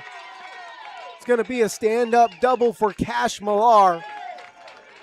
There's a runner in scoring position with 1 away.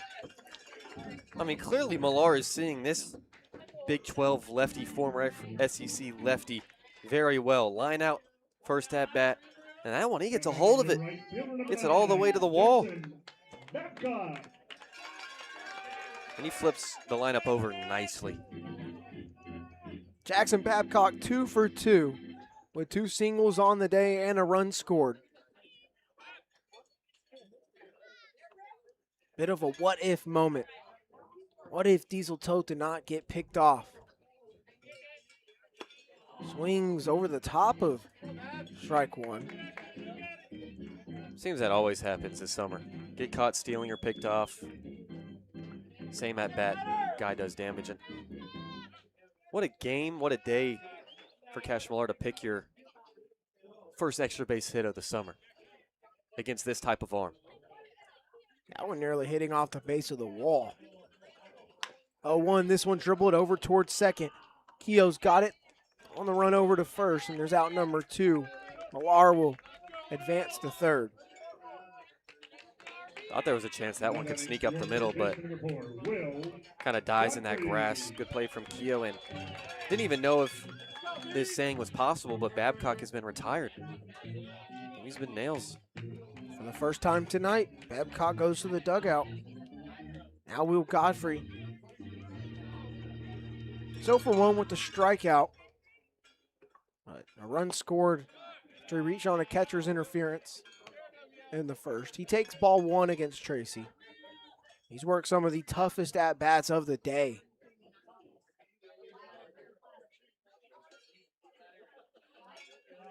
Miners have insurance. 90 feet away with 2 outs. Well outside. Forbes likely saving a run there.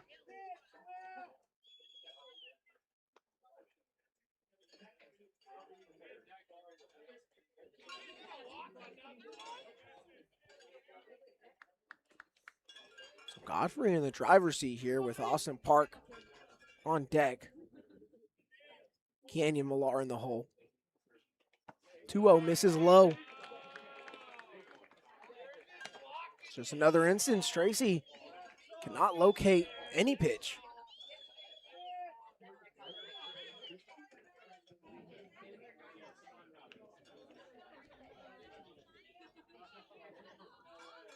Brio pitch in there for a strike. So Godfrey will have to keep fighting, find his way aboard here.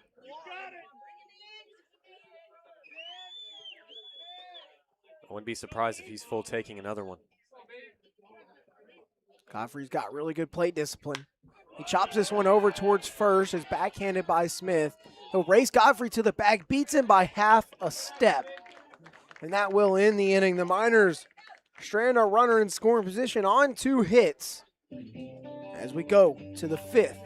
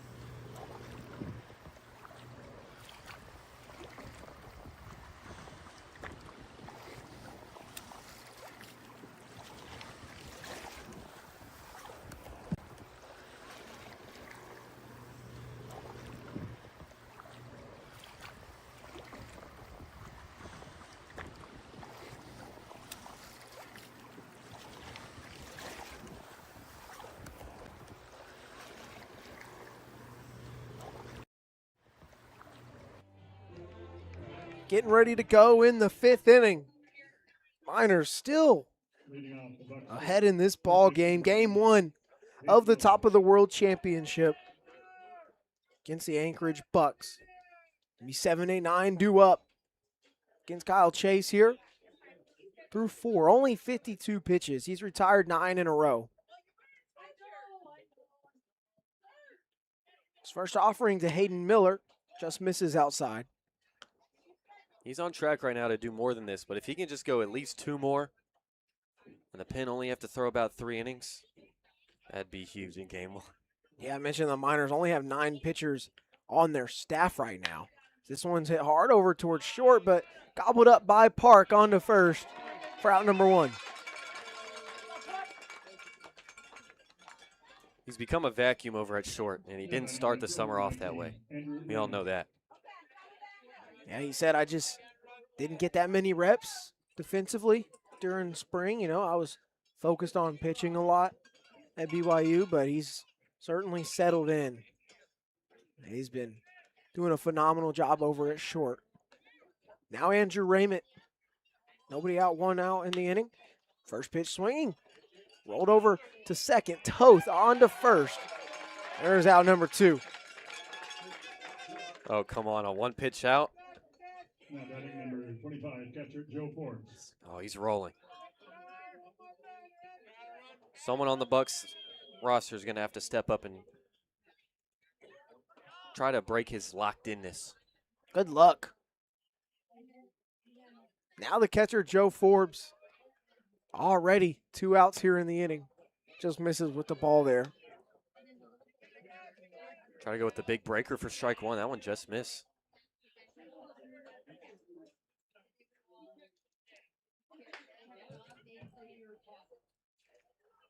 Chase, 1-0. Misses outside.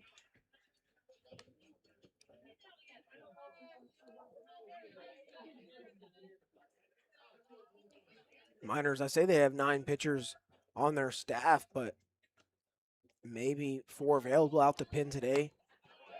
There's strike 1. Remember back 2 days ago, regular season finale. Trevor Billich, Lane Stringer, Auden Pankinen, all throwing close to 3 innings, if not exactly that.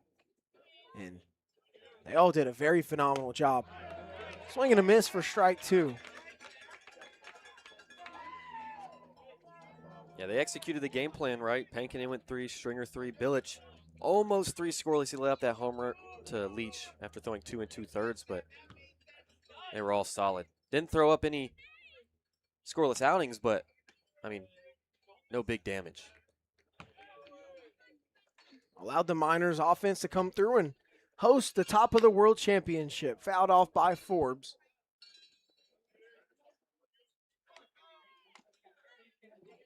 That win was huge. Not very many people would have been ecstatic about having to just go on the road in general, especially to Mulcahy Stadium. The only thing I would have liked is the view from the press box. Called strike 3. Another 3 up, 3 down inning for Chase. Go ahead and make that 12 batters retired in a row as we go to the bottom of the 5th.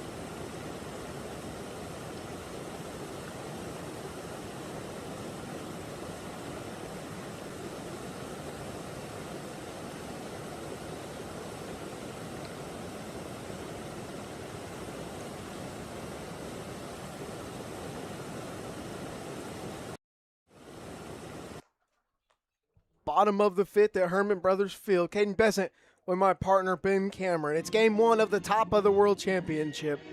Winner absolutely in the driver's seat to win the ABL title. Miners are trying to do it for the 2nd year in a row. Bucs, if they come out on top over the next few days, it'd be their first since 2024. They finish regular season champs. No championship played due to rain. Some saying Mickey. Some are saying Fraudulent. Bubble ring Bubble ring. kind of energy, huh? Yeah, most definitely. No chip series played?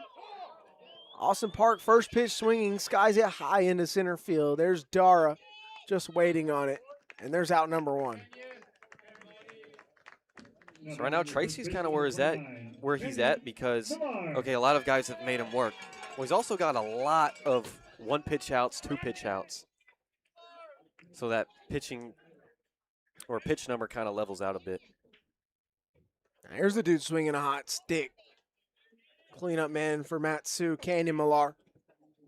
1 for 1 on the day. He takes up and in for a strike. That one definitely close. Don't know if that's a sinker or two-seam that Tracy throws or if whatever it was. That's a lot of tail on it. 2 RBI single in the first inning for Millar. Swings through that breaker. He's down 0-2.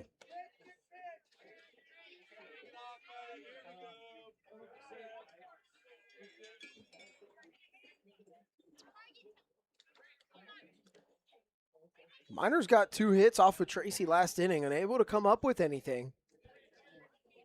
Had a base runner reaching every inning thus far. This one's roped down the line. It's going to get down for a base hit. Make it 2 for 2 for Canyon Millar. Another multi-hit game for the kid. Keep that bat hot. I mean, lefty on lefty, a really solid arm, more than solid arm on the bump, and you're 2 for 2, 2 ribbies, reached all 3 times. That shows he's just taken a huge step this summer. Now Alex Pearson, he's only seen 2 pitches today. Been aggressive against Tracy. Takes outside for ball 1.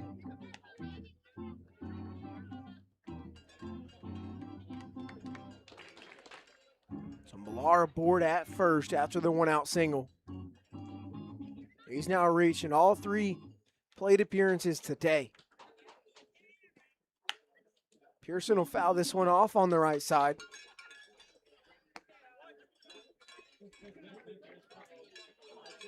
If the Miners could just add maybe 2 more runs, if Kyle Chase continues doing what he's doing, you'd think not necessarily comfortable, but you like your chances based on the amount of outs left and how your pitching's been, the run differential.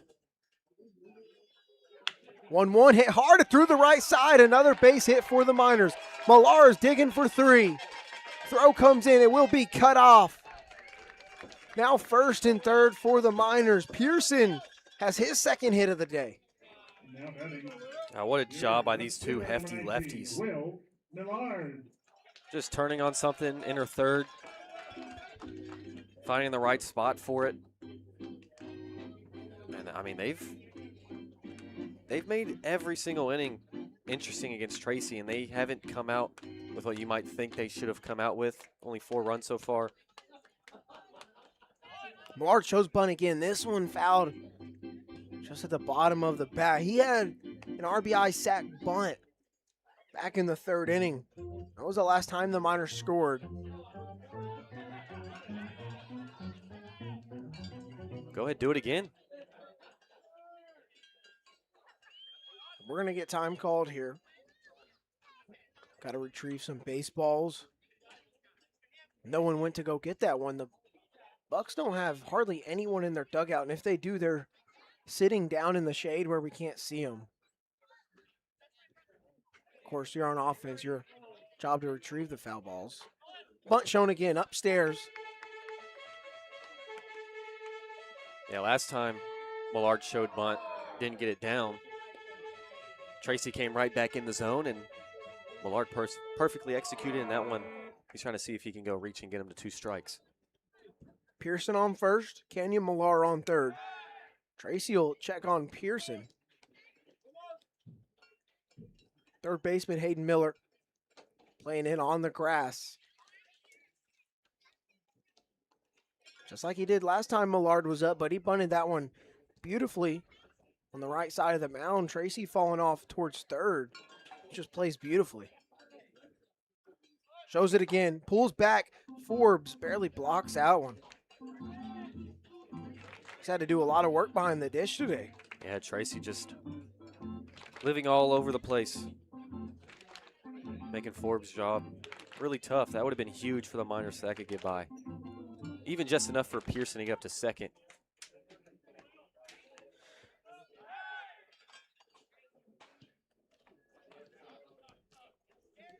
Another look at Pearson.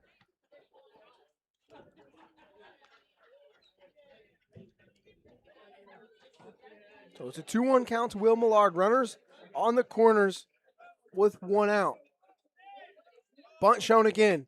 Pulls back. It is a ball. 3-1 now. And Tracy not able to land on his feet after that one. Gonna kick swipe some at the dirt. dirt. Yeah. Hey, I do it too. You fall and you go like, man, what is this right here? And who put that banana peel right there? Acting as if it was someone else's fault. 3-1. Another bunt shown. This one, fouled off. Millard frustrated. He's going to have to fight here against Tracy. That one looked a little bit up in the zone. Definitely a buntable baseball, though. Just dropped him. Straight back down. I'm not opposed to still trying to put a bunt down. 2-strike count. Payoff. This one's hit high in the air. It's over on the first base side. Smith has got it in foul ground. Millard is retired. There's 2 away. He had to work for it, but that's a huge out for Tracy. He's able to get out of this situation again. Just another inning where the Miners feel like they left a lot on the table. Conversation from the dugout from LeBron to Declan Spooner right before he digs in. Also a guy, he's seen 2 or 3 pitches so far today. Very aggressive early in counts. Pearson takes off for first, and it's fouled off. It's catcher's interference on Joe Forbes. Declan Spooner will be awarded first base. That's the second catcher interference of the day on Forbes. He's getting a little too close. Back off, son. So now Spooner's aboard for the first time, and they're all loaded up for Diesel Toth. 2 outs here in the bottom of the 5th. Miners have stranded a runner in all 4 innings thus far. It's by far biggest opportunity for them today to break this one wide open as Toth takes ball 1 up and in. And such a great guy to have at the dish too, Toth, who's swinging a hot bat. Already a great single the other way against the southpaw. Tracy comes home. This one's fouled off. And out of play. It'd be huge for Toth to make it 4 straight games with a multi-hit performance. He's played a lot of baseball over the last 5-6 months. Played in over 50 games at California Baptist as a freshman. 1-1 fouled off. 2 strikes on Diesel here with 2 away. It's a really good pitch to get 2 strikes on because he slows him down, top of the zone. Toth out in front. I don't know what he's sitting on now. Bucs don't have anybody throwing or anything. They probably ride Tracy just through 5 here. 1-2. Fouled straight back.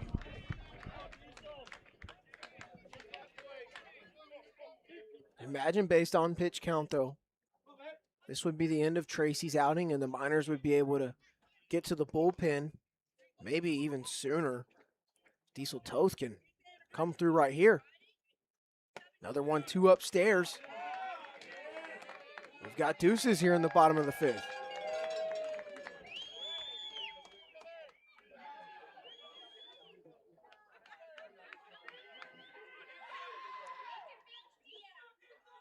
Just past the 90-minute mark here in game 1. 2-2 hit high in the air into left field. Landfear ranging in towards the foul line, and he makes the catch. That does it here in the 5th. The Miners leave the bases loaded, but they still lead 4-0.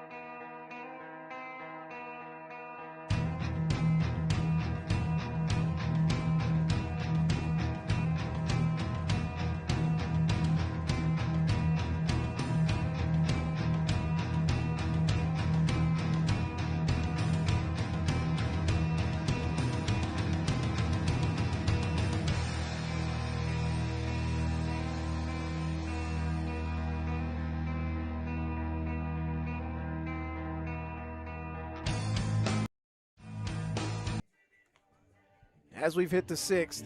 Saw the championship schedule right there. Game 2 tomorrow right here at Hermon Brothers Field, 4 p.m. Since it is Sunday, it'll be a chance for one of these two squads to win it all in 2 games. Game 3 would be on Monday at 6 p.m. if necessary. Then we've got a rain day on August 4th. Just in case, rain expected within the next couple of days. But here's Miles Keogh. Sees strike 1 from Kyle Chase. Yeah, and make sure to tune in a little earlier like today if you did. More pregame action, a longer pregame from us coming up tomorrow. Ball upstairs. Figured 2, maybe 3 games left. Put a little bit more effort into it.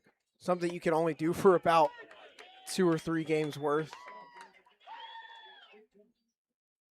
Chase drops the breaking ball in there. Got 2 strikes on Keogh, who's 1 for 2 on the day. Singled back in the first.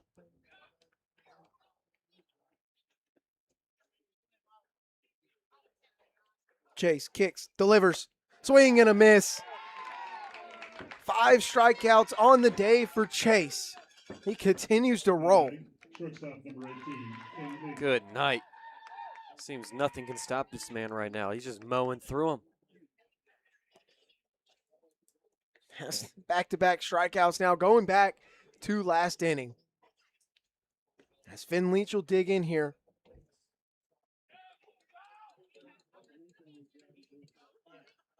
Chase just continues to be great today in game 1. First pitch, ground ball to second.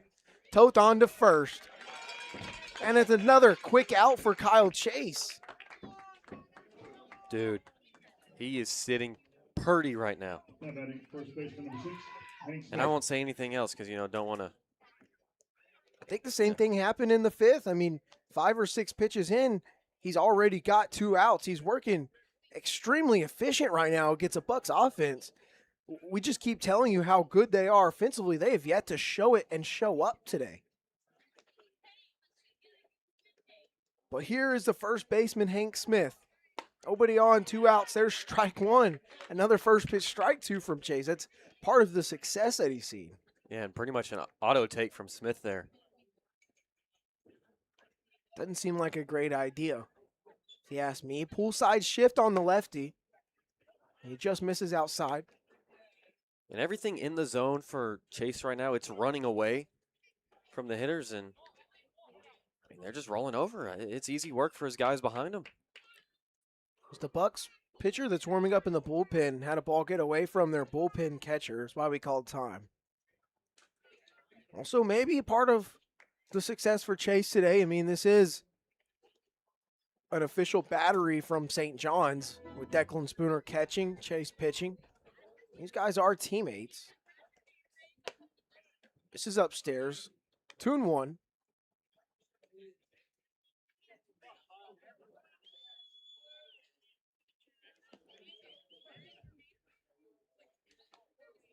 Chase, the redshirt junior. LeBron called him a veteran earlier today. There's now 2 strikes on Smith. Veteran's just a fancy word for unk these days, I'd say. I'd rather be called vet or veteran than unk. I'll take that every day.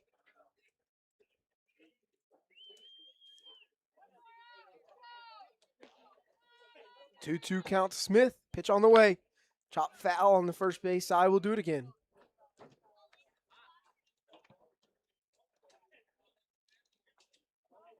Going to take his time here. Chase seems to have slowed down just a bit on the mound in terms of the time he takes between pitches. Guy that doesn't walk around a lot. He kind of stays put. Maybe takes 2 steps off. Counter run full here.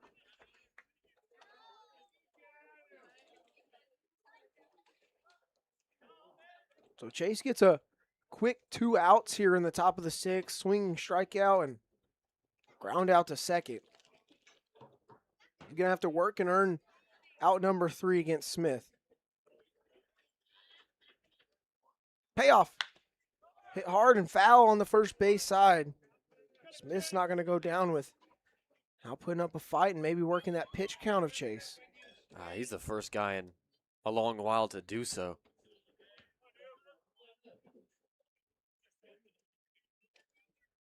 Miners still have the poolside shift on the lefty Smith. Another payoff from Chase upstairs. That is ball 4. And the Bucs now have their first base runner since the beginning of the second inning. Yeah, he was cruising along. Didn't know if it felt this way, but understandable. At some point, you lose a guy after he makes you fight for so long. He fouled off a lot of pitches. Yeah, Chase had retired 14 in a row up until the walk of Hank Smith. Now Tyler Denton, the DH, a man who has reached. Of course, that would have had to have been before the second. It was in the first. He bounces back with the first pitch strike.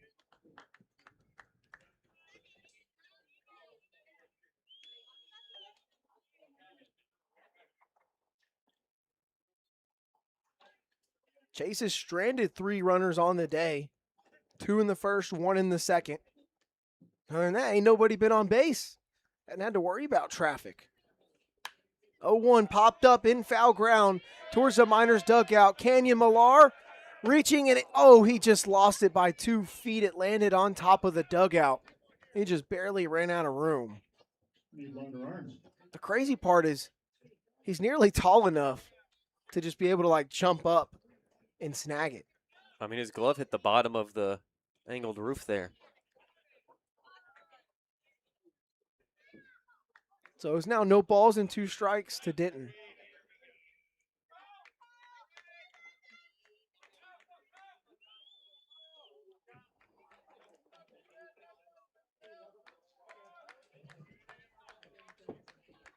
Smith, the man over at first.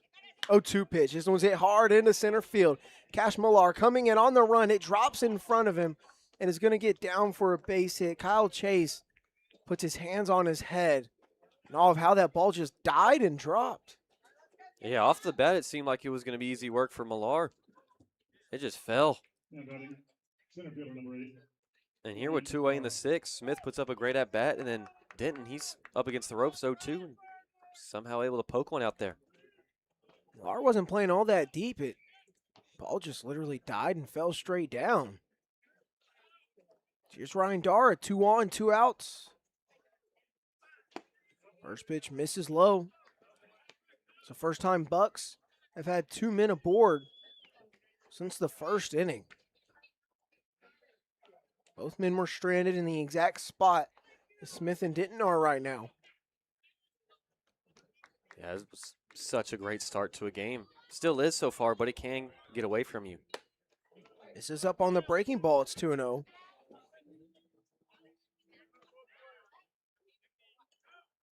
And yeah, there he comes. I was waiting to say it might be a good time for Ben Terwilliger to come out here. Have a conversation with Chase. Could just instinctively feel like maybe it's a little hot outside. He's getting gassed. You know, he's been out there through 5 2/3 now. Likely has another inning in him, but this is just to settle him down. Still got some great grub at the concession stand and some adult beverages there at the beer shack right next door. So head on over there when you get a moment. Get yourself refreshed. So it'll be a 2-0 count to Ryan Dara. Time, 4 p.m. Kyle Chase trying to bounce back. He gave up a walk and then a single consecutively here with 2 outs in the top of the 6th. Comes home, swinging a miss. Just ran it in on the inner third. Dara, no chance on that one.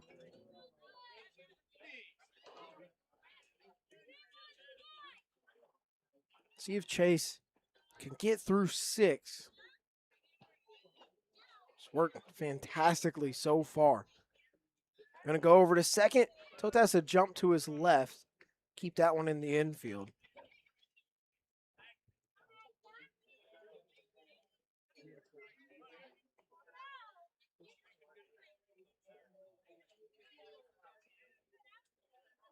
Dara 0 for 2 on the day. Struck out his last time up in the fourth.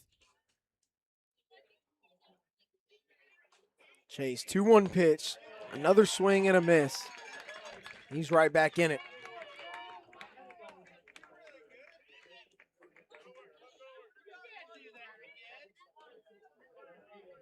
Big pitch coming up right here for Kyle Chase.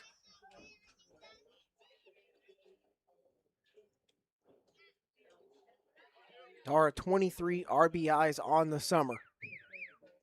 He's been one of the ABL's best. Kyle Chase, 2-2, another swing and a miss. Chase is fired up. He strands 2 and gets out of it. Make that 6 scoreless for the Johnny. Miners in front.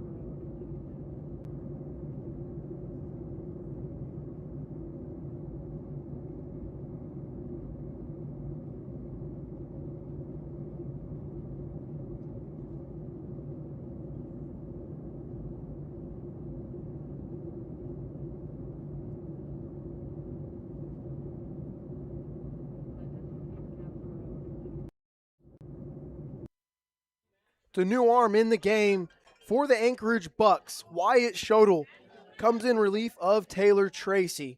Schodel, the redshirt freshman southpaw out of Central Arizona, playing out of Phoenix, standing 6'3". He comes in here. His Bucs down 4-0 to your Matsu Miners.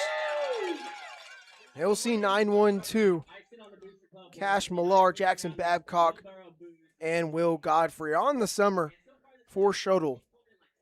He's only thrown 8 innings thus far through 6 appearances. ERA sits at a 7.88. He's given up 7 runs on 5 hits. He's walked 12, struck out 8. So interesting choice here for the Bucs in game 1. I mean, yeah, this is a guy who, right now, just going off the numbers, hey, you know, he might not hold them to just that 4 here, so they don't want to use any of their elite arms out the pen. Down 4 runs in just game 1. They want to save him for game 2 possibly, or just see, and just hoping that Schodel kind of does well, has an outlier performance, and then that the offense can actually wake up. All the way back on June 22nd, Schodel threw 1 inning against the Miners. He gave up 2 runs, both earned on just no hits given up. First pitch to Cash Millar is in there for strike 1.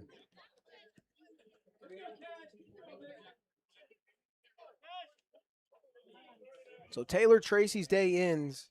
Through 5 innings, he gave up 4 runs, 3 of them earned on 8 hits, 3 walks, only 1 strikeout. Yeah, it just did not feel like they got what they could have against Tracy. So hoping they hold on.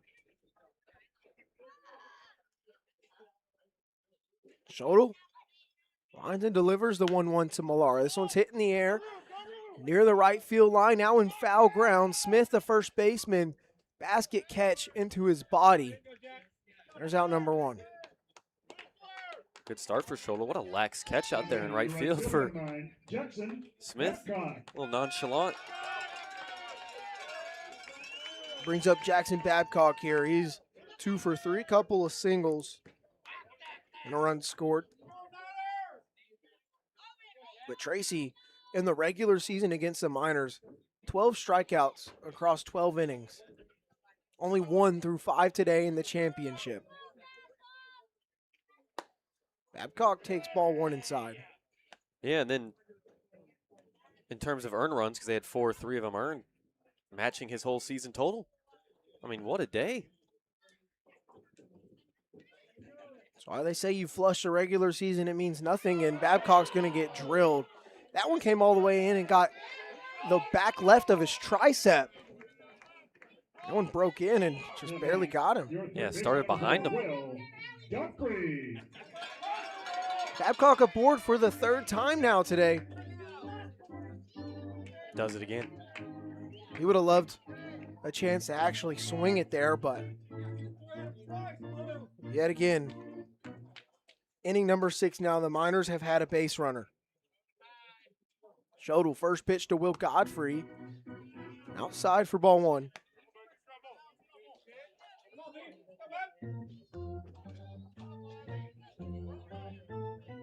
Miners plenty of opportunities to add on today. They stranded 4 base runners through 4, and well, they stranded 3 in the 5th, leaving the bases loaded. Godfrey hits this one through the right side, bounces off the lip. There's a single for Godfrey, his first hit of the day. Oh, yeah. 0 for 2, and only reached on a catcher's interference. And Your shortstop, number 11, Austin just Park. good job able to find a hole right side. Keep it pushing. This top of the order is getting on base a lot. Yeah, we told you, Miners very good against relievers this year. And again, this is the top of the World Championship, right? We're in the postseason. Doesn't mean it's going to carry over. First pitch to Austin Park is outside. 2 runs scored for Park. He's reached on 2 walks today.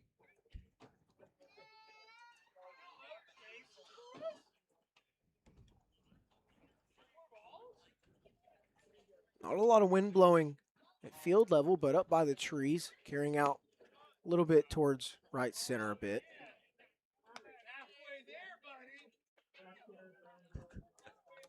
Man, that dude's been chirping all game. He's been funny. Halfway there to another walk.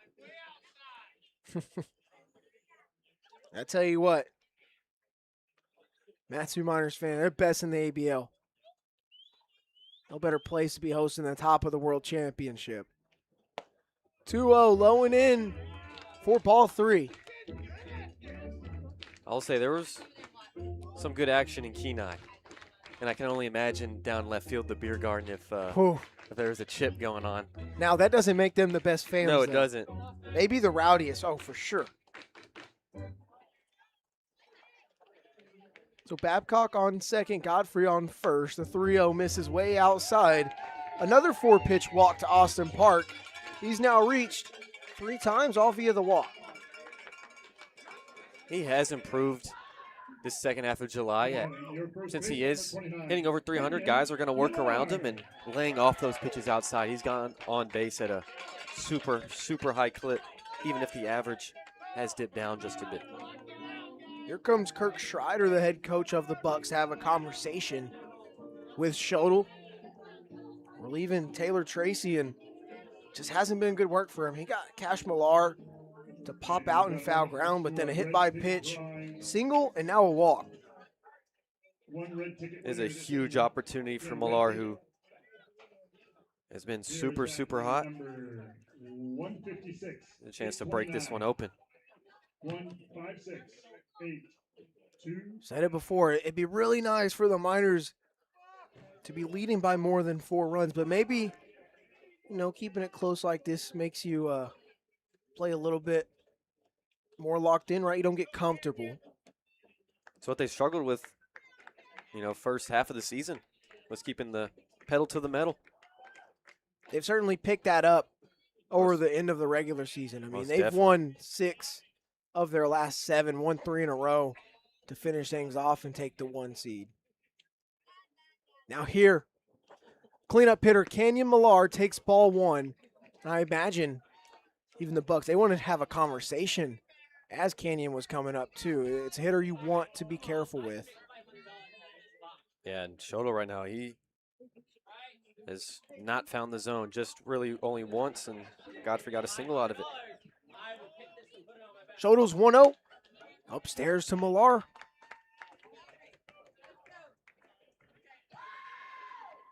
Miners load the bases for the 2nd inning in a row. It came up empty in the bottom of the 5th against Tracy, but now Shoto, can they tack on here with only 1 out? Millar takes strike 1 on the outer half. He'll nod his head there. A little close. Yeah, that's not the 2-0 pitch you want right there. Not a bad spot. Definitely not a hitter's pitch.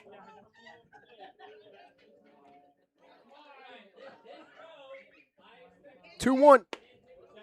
Low for ball 3. You know, big opportunity, and he's not someone who would do this, but you don't get out of your shoes right here, guys. Struggling to find the zone. You have an extra strike to work with. 3-1. Millar chops this one foul towards the Miners' dugout. It'll run full. Way out in front. Thought he saw a high and in fastball. Think Shoto slowed him down a bit. Today, 2 for 2. 2 singles, 2 runs driven in. He's been aboard all 3 times. Payoff pitch. This one's hit hard into right field, right towards Raymond. He makes the catch, but that's going to bring in a run. Jackson Babcock will score. 3 RBIs for Kenyon Millar, 5-0. Matt Sue here in the 6th. That's a frozen rope out to right field. So, hey, you hit the ball hard, finds leather, but nonetheless, you did a job. Get it out to the outfield. Add on to that lead. Just another ribby. I mean, he just does his job, comes through. That's why he's in the cleanup spot. Continues to hit the ball very hard, too. As now Alex Pearson, another guy, got a couple singles on the day. He drove in a run in the 1st. Got a guy in scoring position here. But there is 2 away. Fouls off the first one he sees. He's been very aggressive early in counts. Hey, watch out, Babcock. You got a neighbor in that RBI lead for the team. 22 apiece now, Millar and Babcock.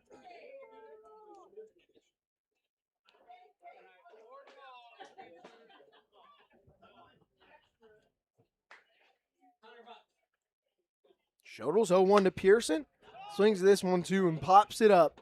First base side of the infield. Toes on the grass of the outfield. Keogh's got it. Minor strand 2, but Kenyon Millar drives in 1 on the sacrifice fly. Miners lead by 5. Let's go to the back 3rd.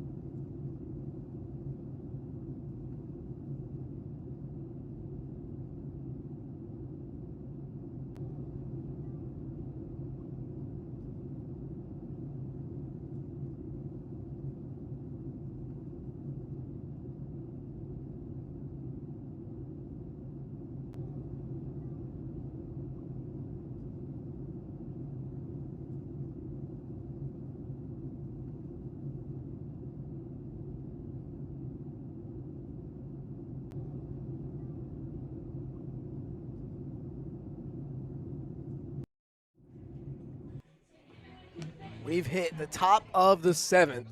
Miners up 5-0 in game 1 of the top of the World Championship. Looking to go back-to-back, won it right here on this same green grass just a year ago, and they're looking good in game one. Kyle Chase, 6 scoreless. He comes out for the 7. I mean, they made him work a little bit last inning. Dude, he is filling up the zone.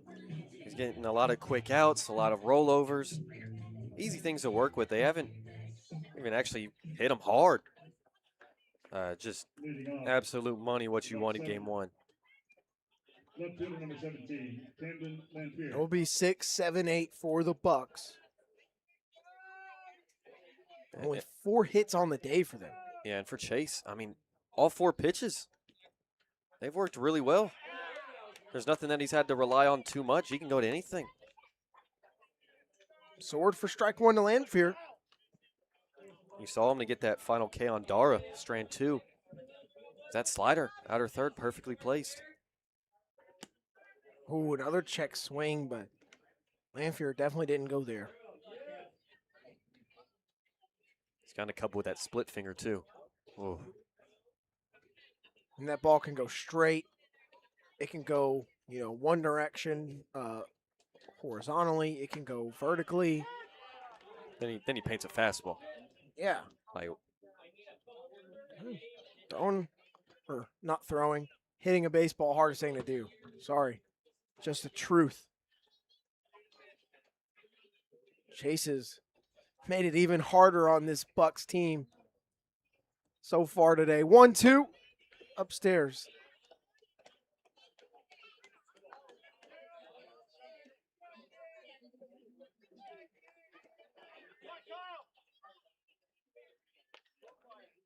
It's likely last inning of work for Chase. See what he does. 2-2. Ooh, he just missed. yeah, he definitely missed, but that's such a good pitch. Great take from Lanfear.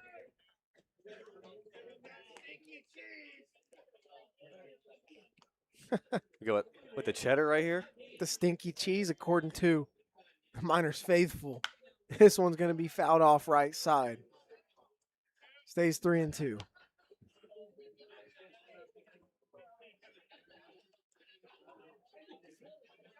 Both teams playing very clean on the defensive side today.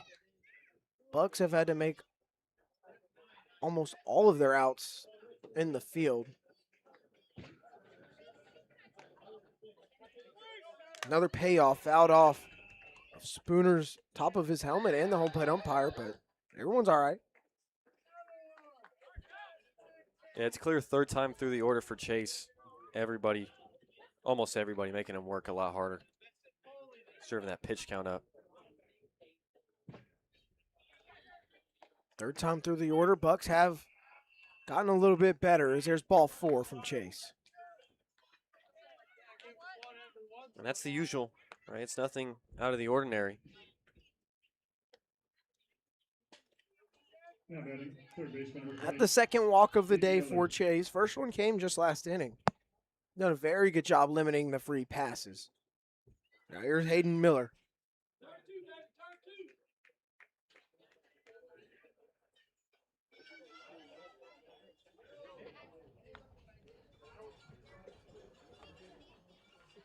Swing and a miss for strike 1 to Miller. And clearly these last 2 innings where they are making him work harder, a lot of first pitch strikes on his 2 breakers.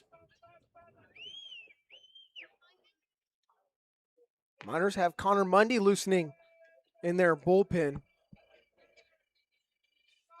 0-1's going to be fouled off to the right side. Babcock giving chase. He may have a chance. He does not. That one a lot closer than I thought off the bat.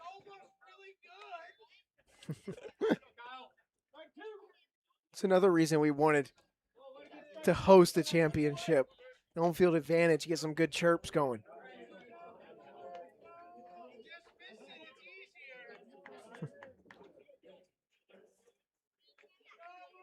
So Lanfear aboard at first on the leadoff walk. He awaits some action from his Bucs teammates.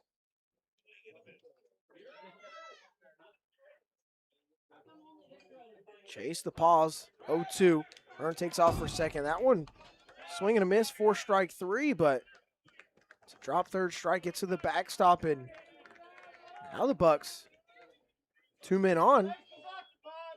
And no, the umpire is actually waving Miller back. It sounded like it was fouled off. Yeah, I didn't know if that was the end of the bat or if that was the tip of Spooner's glove. Oh, he did strike out, but since first was occupied, he's out. Okay.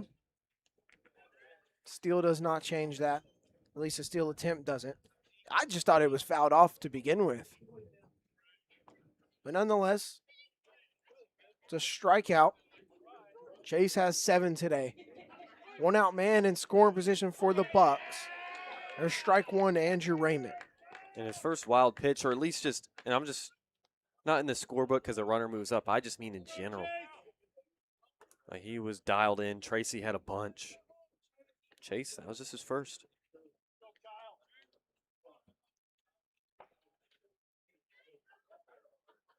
Lanphier dancing over at second. Miners fake a pickoff. A 1 skipped and blocked by Spooner. Chase will kick some dirt where his left foot lands.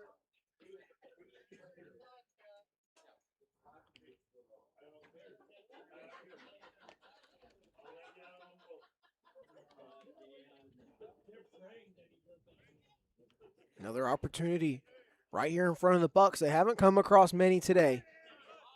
Chase just misses. It'll be 2 balls and a strike.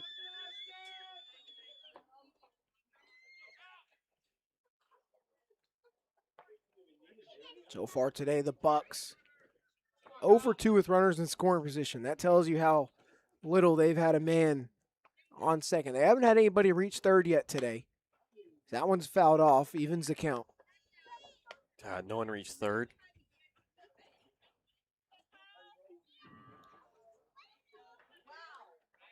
It's actually their first chance hitting as a ball club today with a runner on and less than 2 outs. Or a man in scoring position, that is. Fouled off. Good fight by Raymond.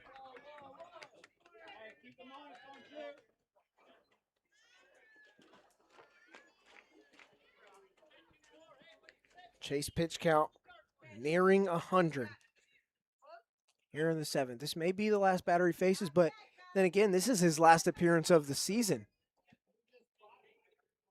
So I'd be willing to bet a lot of money on it. They go till there's nothing left in the tank. This one hit over towards second.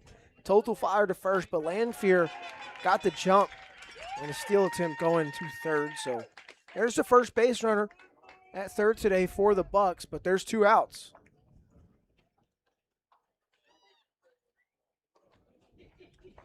Yeah, 99 pitches now, and just 2 innings ago, he wasn't even at 60 yet, or he had just hit 60, so they've made him throw a lot these last 2. I guess that's it for him. That's the day for Kyle Chase. What a phenomenal start here in Game 1 of the top of the World Championship. He has put his dudes in the best possible position to win. LeBron will go up there and talk to him. Maybe he's not taking the ball. I imagine he is, though. I mean, Mundy just wandering around over there waiting to get called to. No. Oh, no. And this is his last day as a coach of the minors. He has to go home in Arizona and go to work. He just wanted one more chance to go out there and tell his guy, "This is how I want you to attack this hitter now. Go do it." We know he's a very great motivator as a coach. Yeah, delegative, he said. Tells I his guys understand the right now. things. Didn't think about that at first. Just saw him. Figured new arm. First pitch cut on and missed by Joe Forbes. Told him, go be great. This is your last guy. Yeah, I imagine this is definitely the last guy for Chase. Because even after, that's top of the order up. That's the 4th time they're seeing you. Oh, he just misses at the letters.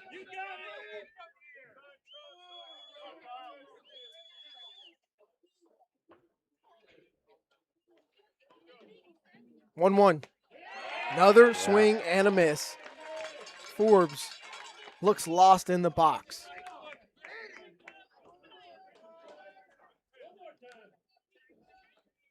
Give it to him. Camden Lanfear's on third. He's the first Bucs base runner to get to third base all day long against Kyle Chase. 1-2, swing and a miss. Hands in the air. Kyle Chase. 7 scoreless in game 1 of the top of the world championship. 8 strikeouts. He strands another runner. Miners in the driver's seat as we stretch and Palmer.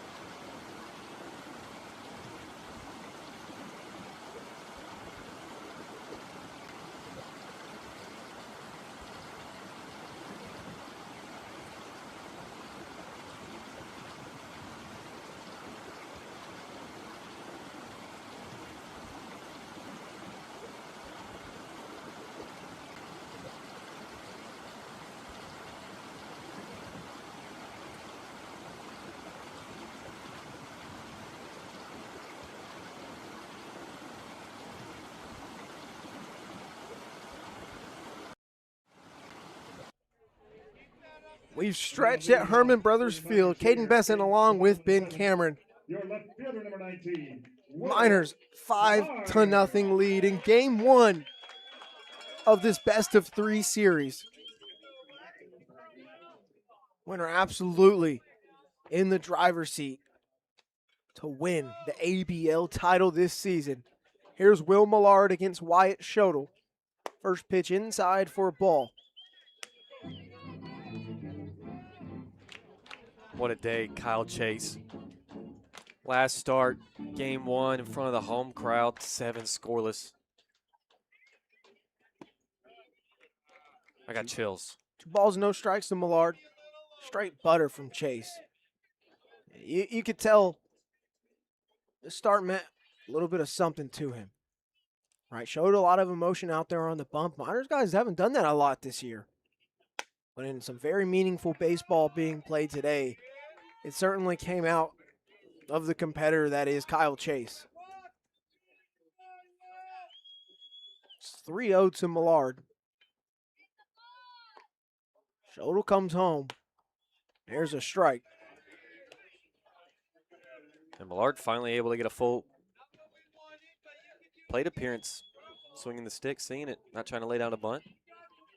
Yeah, he's been to the plate now 4 times. First time without anybody on base as he swings through strike 2.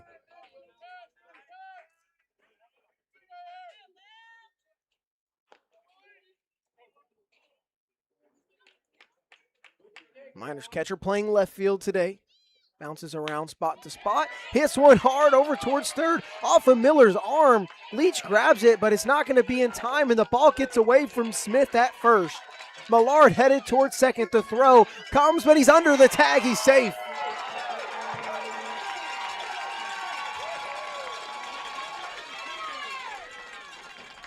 What a sequence. Deep in the hole, going to be tough play for Leach. Not able to get the throw across. Throwing error gets away, and then able to move up 90 feet, and it was close. Good throw from Smith from the fence. Almost had Millard there, but like I said, just under the tag. So scoring position for Millard. He's on for the first time. Here's Declan Spooner. He takes ball 1. How about Millard getting in the hit column that way? 10 now for the Miners. I think he just played another one too. Doesn't have to be multiple, just played another, make it 6-0. It's got to feel back-breaking. This one's hit hard out towards center field. Dar's having to come in a lot to get there. He'll make the catch. Millard will scarily get back to second. Yeah, that was a tough read for him. Doesn't know if that's going to drop or not. Your second baseman, number 7. It was close. If Dara made a throw immediately, he probably could have gotten him. That ball just died. It looked like it was hit a lot harder than it was, but the speedy outfielder tracks it down. There's Diesel Toth. Already single here today. Ooh, he takes a very tight strike one.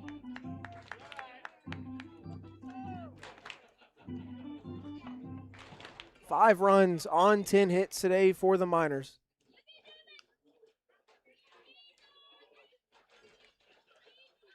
Oh, 1 breaking ball. This is way outside. So the streak continues every single inning. The Miners have had a man reach. Continue to put pressure and traffic on the base paths. Toth is going to sky this one into left field. Landfear waits on it and has it for out number 2. So a rough start to the inning for Schodel. Single and error. Already got a guy on second, but he's bounced back strong. 2 weak flyouts.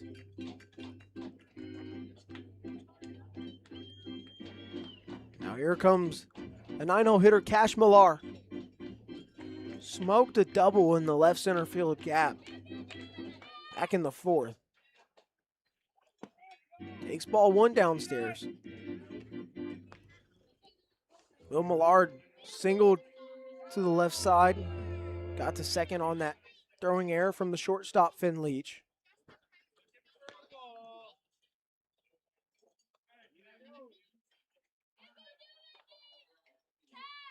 Millard takes off for third. Pitch upstairs, and Forbes isn't even going to try. So now, 90 feet away is Millard. Millard not the fastest guy. Taking third right there, risky move.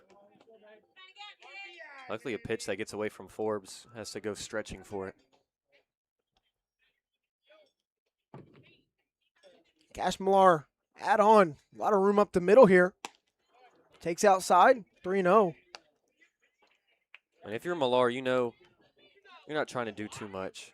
Yeah, you hit the ball really well today, but you have leadoff guy Babcock right behind you who's been swinging it on a different level the past week.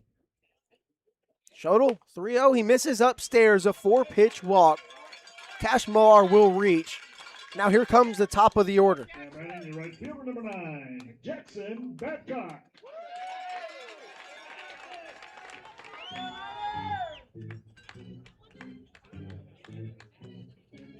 Babcock will dig in here, 2 for 3. Reached the last inning on a hit by pitch. He came around to score. It's a 5-0 Miner lead in the bottom of the 7th. Cash Millar very quick over at first. First pitch fouled off by Babcock.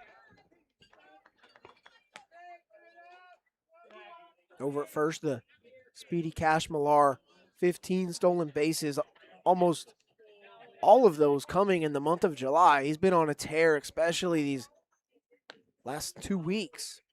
That's 15 bags, good for third in the ABL. He takes off for second, make it 16. 2 in scoring position now for the Miners. It's pretty much 2 free bags for the Miners here with 2 outs. For the Bucs, you hope your decisions don't hurt you here, but a hitter as dangerous as Babcock. Top 5 in the ABL in RBIs with 22.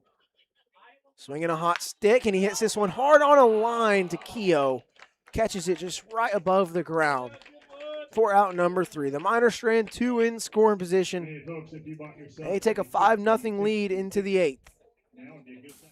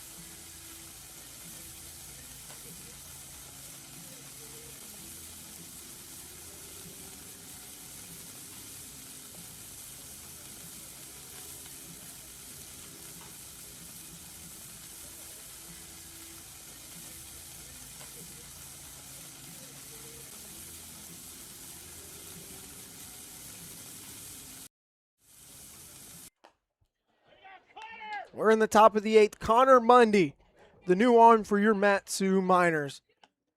Not a lot of work left to do picking up after Kyle Chase, who was absolutely phenomenal. 7 innings, no runs allowed, 8 strikeouts, only 4 hits given up.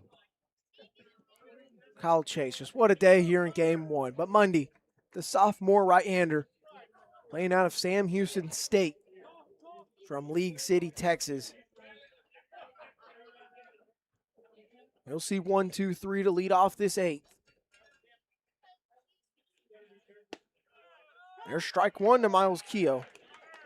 If you told the pitching staff or just anybody, right, start of the game, hey, because this is Mundy's job right here to probably go 2.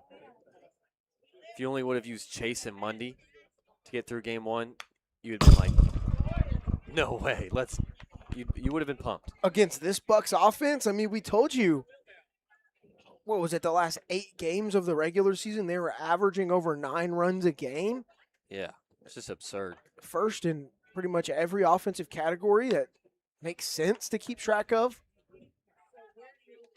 He's up 0-2 against Keogh here. On the summer, Mundy has actually thrown 2 full innings against the Bucs in 2 separate appearances.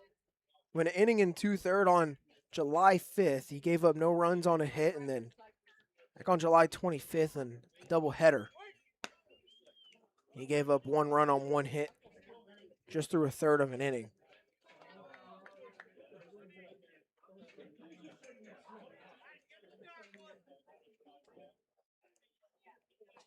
Trying to finish what Kyle Chase started. Oh, just misses. Must have been up. 2-2 to Keogh. Oh, that's a great pitch.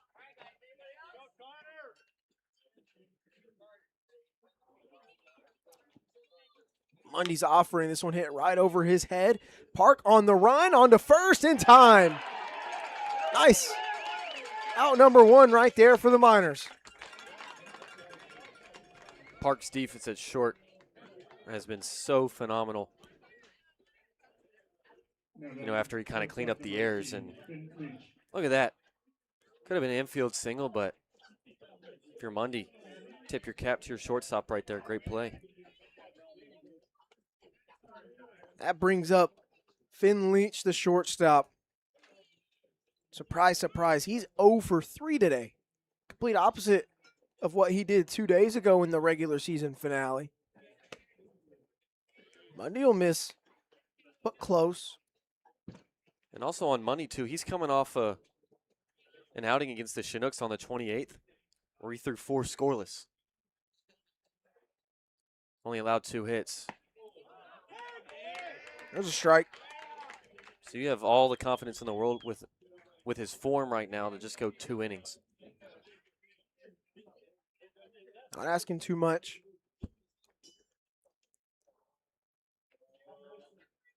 One. Oh, another tight miss for Mundy. He's locating the ball very well. He's not missing by much at all.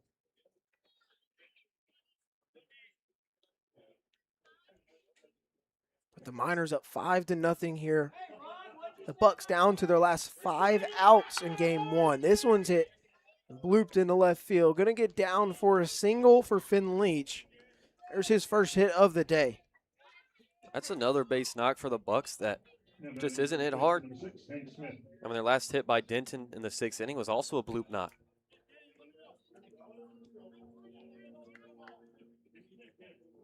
Here's Hank Smith, the first baseman. 0 for 2, reached on a walk his last time up.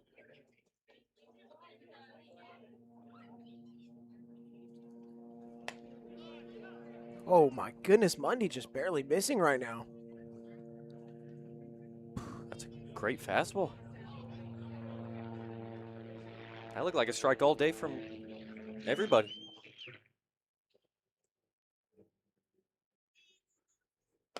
When those cut on and missed, can't argue that strike call.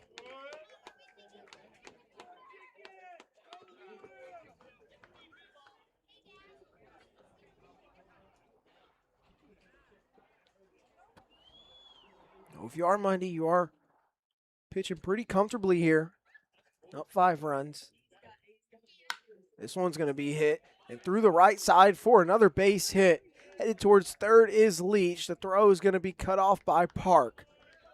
Back-to-back singles for the Bucs here in the 8th. I mean, it feels like he should have been an 0-2 count. Could have probably would have went to a different pitch if it wasn't 1-1. But yeah, that's a great knock by Smith. Right now, pretty much everybody getting on is just middle of the order. Here's a cleanup man, Tyler Denton. He got 2 out of the 4 hits against Kyle Chase today. Guy seeing the ball well so far today. He takes strike 1.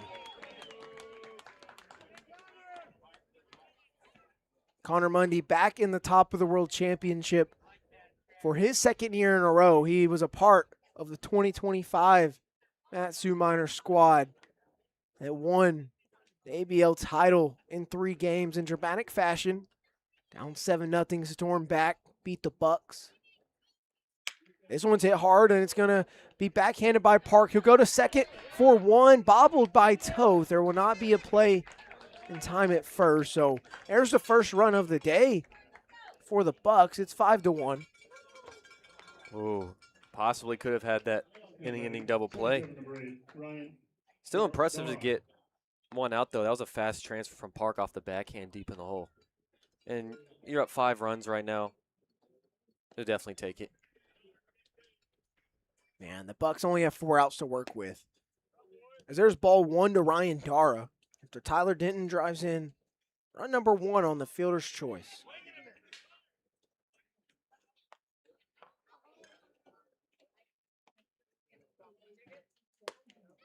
Mundy just a little bit upstairs there. It's 2-0.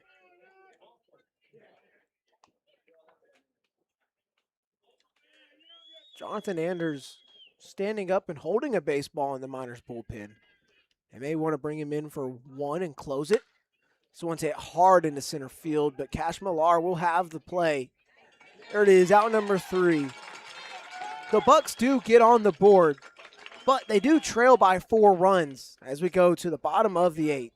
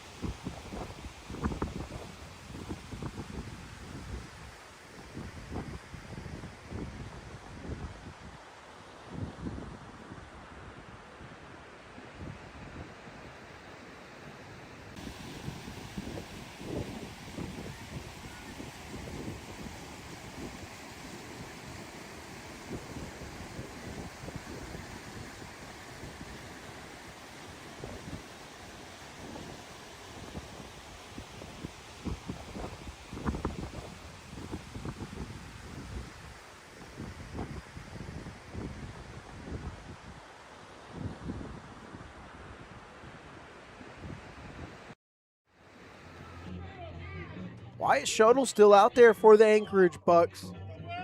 This will be his third inning of work coming up. Miners, though, still working with a lead. Now only 4 runs after the Bucs add 1 in the top of the 8th. A 2-3-4 do-up. This is a part of the order that has done most of the damage. Try to get that run back. Just any extra insurance. Strike 1 to Godfrey. And they exploded 2 nights ago in the 8th with 4 runs.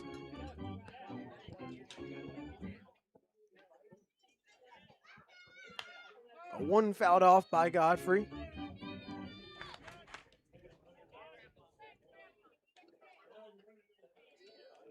So we've been playing baseball for 2 hours and 32 minutes. This game moving along pretty smooth as Godfrey will strike out looking here to start the bottom of the 8th. Now batting, your shortstop, number 11.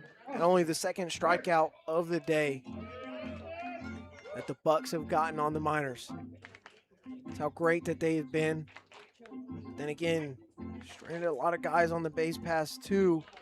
That kind of hurts you a little bit. 11 total guys left on through 7. Austin Park first pitch swinging, ropes it into left field, but it's going to be caught by Landfear. Very quick, 2 outs. Maybe they just want to get to the top of the 9th, close it out. Now batting, your first baseman, number 29, Kenyon. Knocking on wood, though. Got to. Here's a dog having its day, Canyon Millar. 2 for 2, 3 ribbies. That's a bar. Sacrifice fly. So driving that 5th run back in the 6th. He hits this one hard, but it's going to go foul on the right side.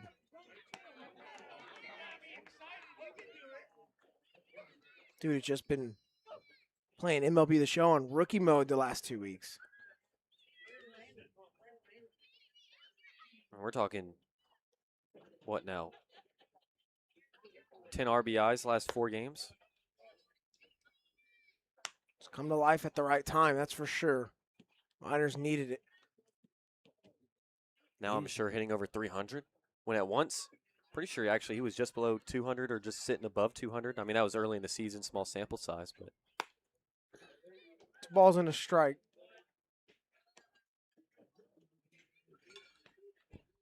Yeah, likely above 300 now.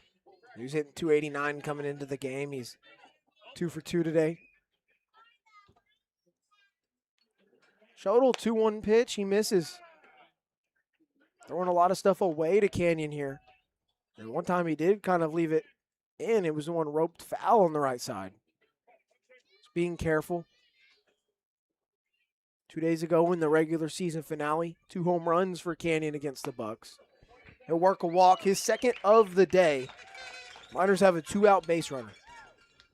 Now batting your designated hitter, number 30, Alexander Pearson.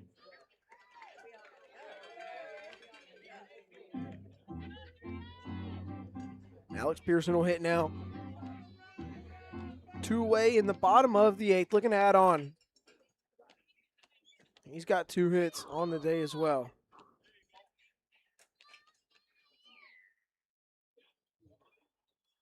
Shodel comes home and fires in a first pitch strike.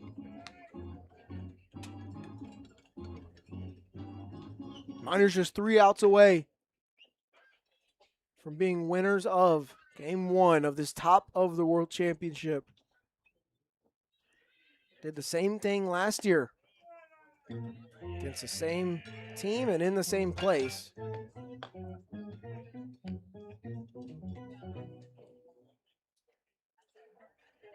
And if you didn't catch the pregame, first off, I would like to advise you after this game is over to go back to the very beginning and watch it. Worked very hard on it. Took some time. But also hear from head coach Tyler LeBrun ahead of today's game, which is his final with the team. Got promoted to a principal job at the high school ranks. And, of course, high school starts rather early. And he's got to go to Arizona. He leaves tomorrow. Pearson hits this one into right center field. It's going to get down for a base hit. Millard will hold up at second. But Pearson now has a 3-hit night. Go back just a bit ago, he was kind of struggling, but like so many other Miners hitters, they have come alive this past week. Now Will Millard, 2 on, 2 outs for the Miners. As we're going to have time called. Ryan Darr in center field has to tie his shoe. Millard 1 for 3, singled just last inning to lead it off.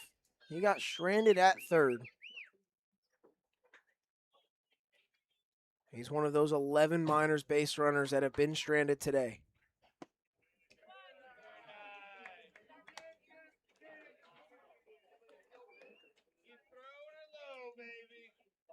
It's 1-0 against Schodel. So starting tomorrow, Jackson Jarvis, we know him as JJ.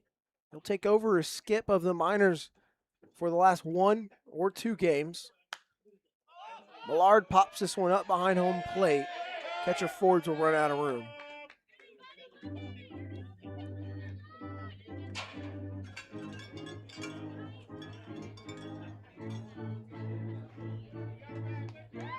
Miners coaching staff will go from 4 guys to 3, but word on the street, this is the best coaching staff ever for the Matsu Miners.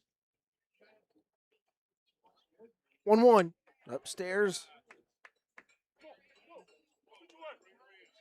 Since 02 at least, right? I think that's the right year. Yes, it'd be But starting we'll go with ever. I believe it.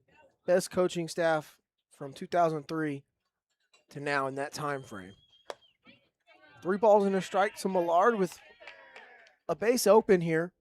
2 outs in the bottom of the 8th.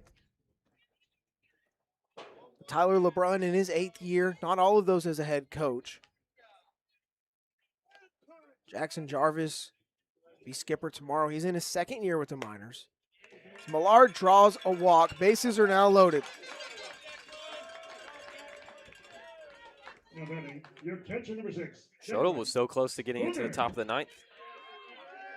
2 quick outs, and now he's struggled. They're loaded for Declan Spooner. 0 for 3, but he did reach on a catcher's interference. That was all the way back in the 5th. That was actually the 2nd one by Forbes today behind the plate. But then also the rest of the coaching staff, Ben Terwilliger, first year. Spencer Henson actually played for the Miners in 2018. LeBron will mention in the pregame, if you go back and watch it, which you should, Hal Spencer actually got to be here pretty last minute. Schodel misses upstairs to Spooner. I got to agree with Sweet Bacon in the chat. It's a very different team this year from what I've heard. Not often do you have guys leaving a lot, could schools say, and getting injured. Right? I mean, injuries, of course, happen, but more guys just having to leave than usual, and it is what it is. You don't blame anybody. I think something that could be underappreciated is the final stretch and winning it all with 17 guys. 1-2 on Spooner after he fouls that straight back. Mention how thin this Miners roster is.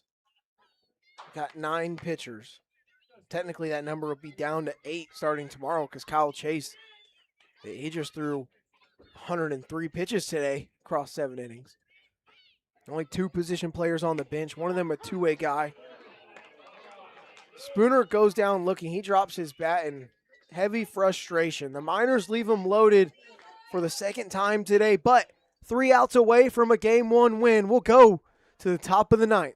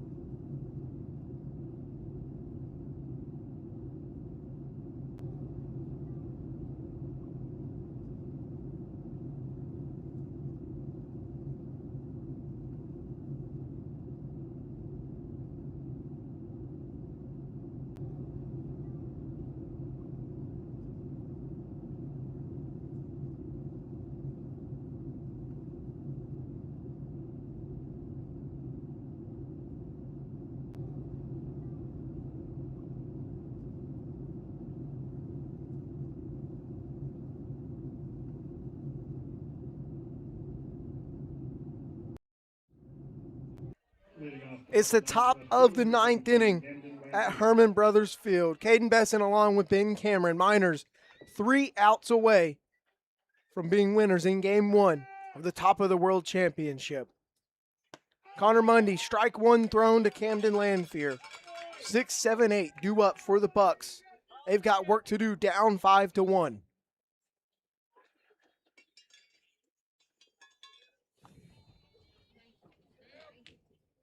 Mundy will miss inside on the 0-1. Last inning he came out, gave up back-to-back singles with 1 out. And then a fielder's choice allowed Finn Leach to score run number 1 for the Bucs today. Called strike 2.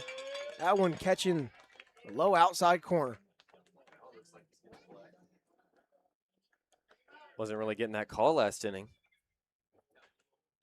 But here, you need 3 guys to reach for the Bucs just to bring the tying run to the dish. So if you're Mundy, you're just attacking the zone like that.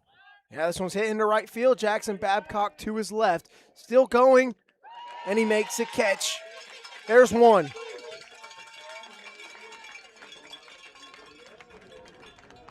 Just attack the zone like that. Let them hit into outs. I mean, all day they haven't been hitting the ball hard. Just a couple of base knocks that were hit hard. A couple of them actually just bloop singles. Just trusting your stuff. Now here's Hayden Miller. Nobody on, 1 out. There's a ball low. And honestly, going into yesterday's game, or 2 days ago, the regular season finale, you thought with how thin the pitching staff was for the Miners, it'd be very hard for them to pull it off. Well, they did. As Mundy throws a strike. And then thinking about this series, they're not outmatched. They've got the best pitching staff, and they can go win you 2 games, and the offense has come alive. But the Bucs, their depth, totally different than the Miners. Swing and a miss, 2 strikes on Miller. Man, with 19 guys on your roster, to be able to say you went out and you won a championship, that's some story. Obviously going to still be work to do after this game, however it ends. That one's fouled off the press box. What a catch. I just saw that. Ooh. Ricocheted over towards the first base side and got snagged by a fan. What a catch. And it's 1-2 on Miller.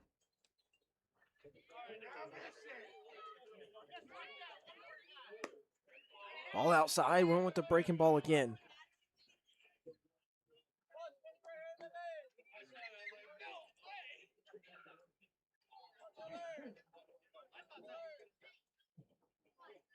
Connor Mundy, a guy that was on this stage just last season with the Miners. 2-2s popped up right behind the plate. Spooner giving chase near the fence. That ball drops right on top of our heads. No play there, it's 2-2.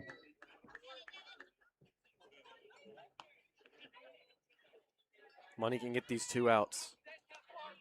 Only having to use 2 pitchers in game 1.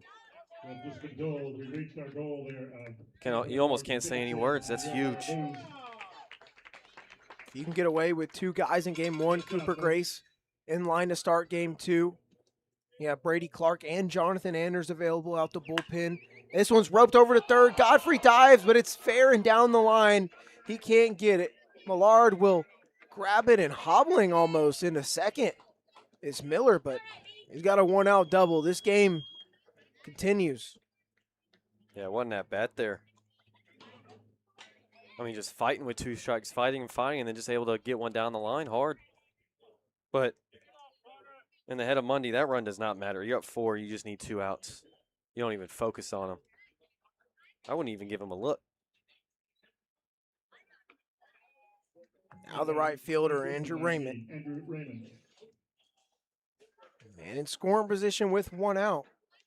The 3rd hit given up by Mundy through an inning and a 3rd.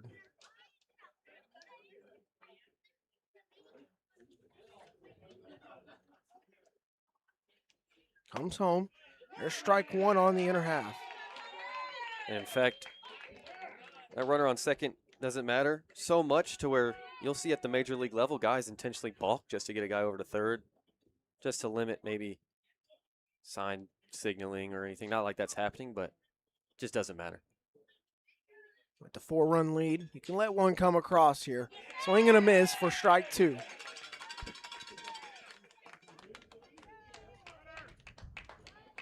Defense poolside shift in the infield against the lefty Raymond.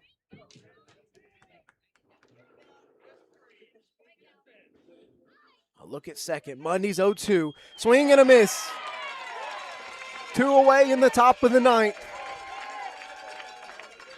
1 out away, and the Miners will hold a 1-0 lead.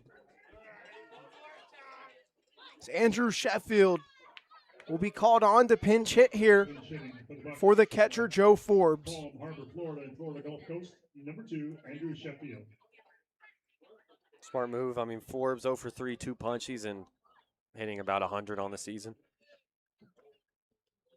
Mundy will step off. He'll tap his chest, say it's his bad. Sheffield, the pinch hitter, freshman, playing out of Florida Gulf Coast University. But I say that just because 2 days ago, the Bucs made a move in the middle of a game, putting in a hitter that just has not been good this season. 1-0. Sheffield, the pinch hitter.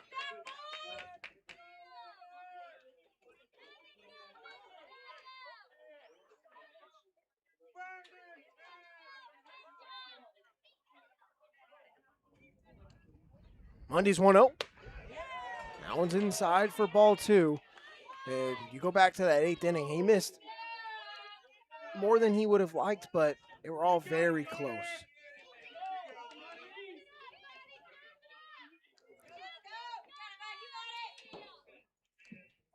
This could be maybe Mundy's last appearance of the season. There's a strike.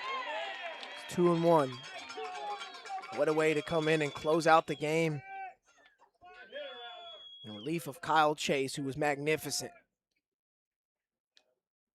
All the way back to the pregame. Miners masterclass on the bump yet again. Another guy coming through to do it. 3 balls and a strike. Got the top of the order here after Sheffield. His job is just to keep it going. Those guys, not too much success today, but they'll be stepping up for the 5th time. Hayden Miller on second. There's 1 out double. There's 2 away in the top of the 9th. There's strike 2. The count will run full.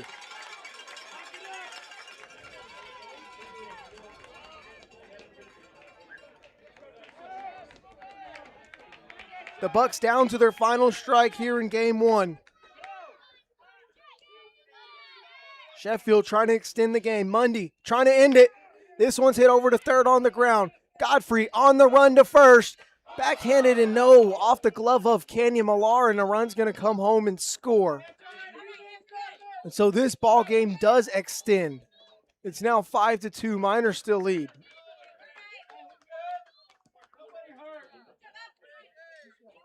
Oh, man. Could have had that out because now you just need one guy to reach to Second baseman number 1, Niles Keough. bring the tying run to the dish.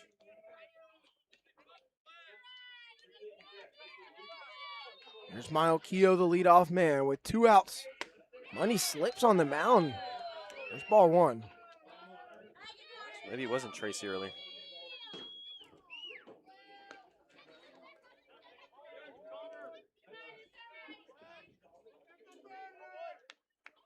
Bucs now down 3. There's strike 1.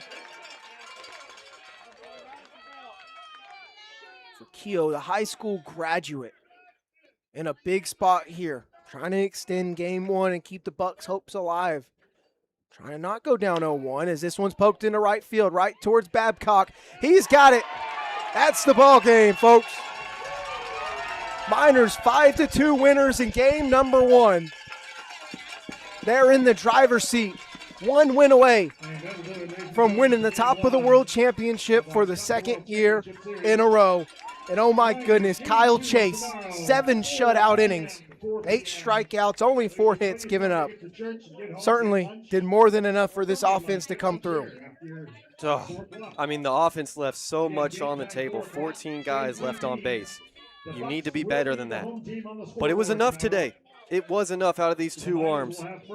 Chase, what a way to step up to the bump and deliver. Biggest start of the summer. It was just nails. That was so fun to watch. So the Miners, 9 innings of baseball away from being back-to-back champions. And, of course, tomorrow's Game 2 will be played right here at Hermon Brothers Field.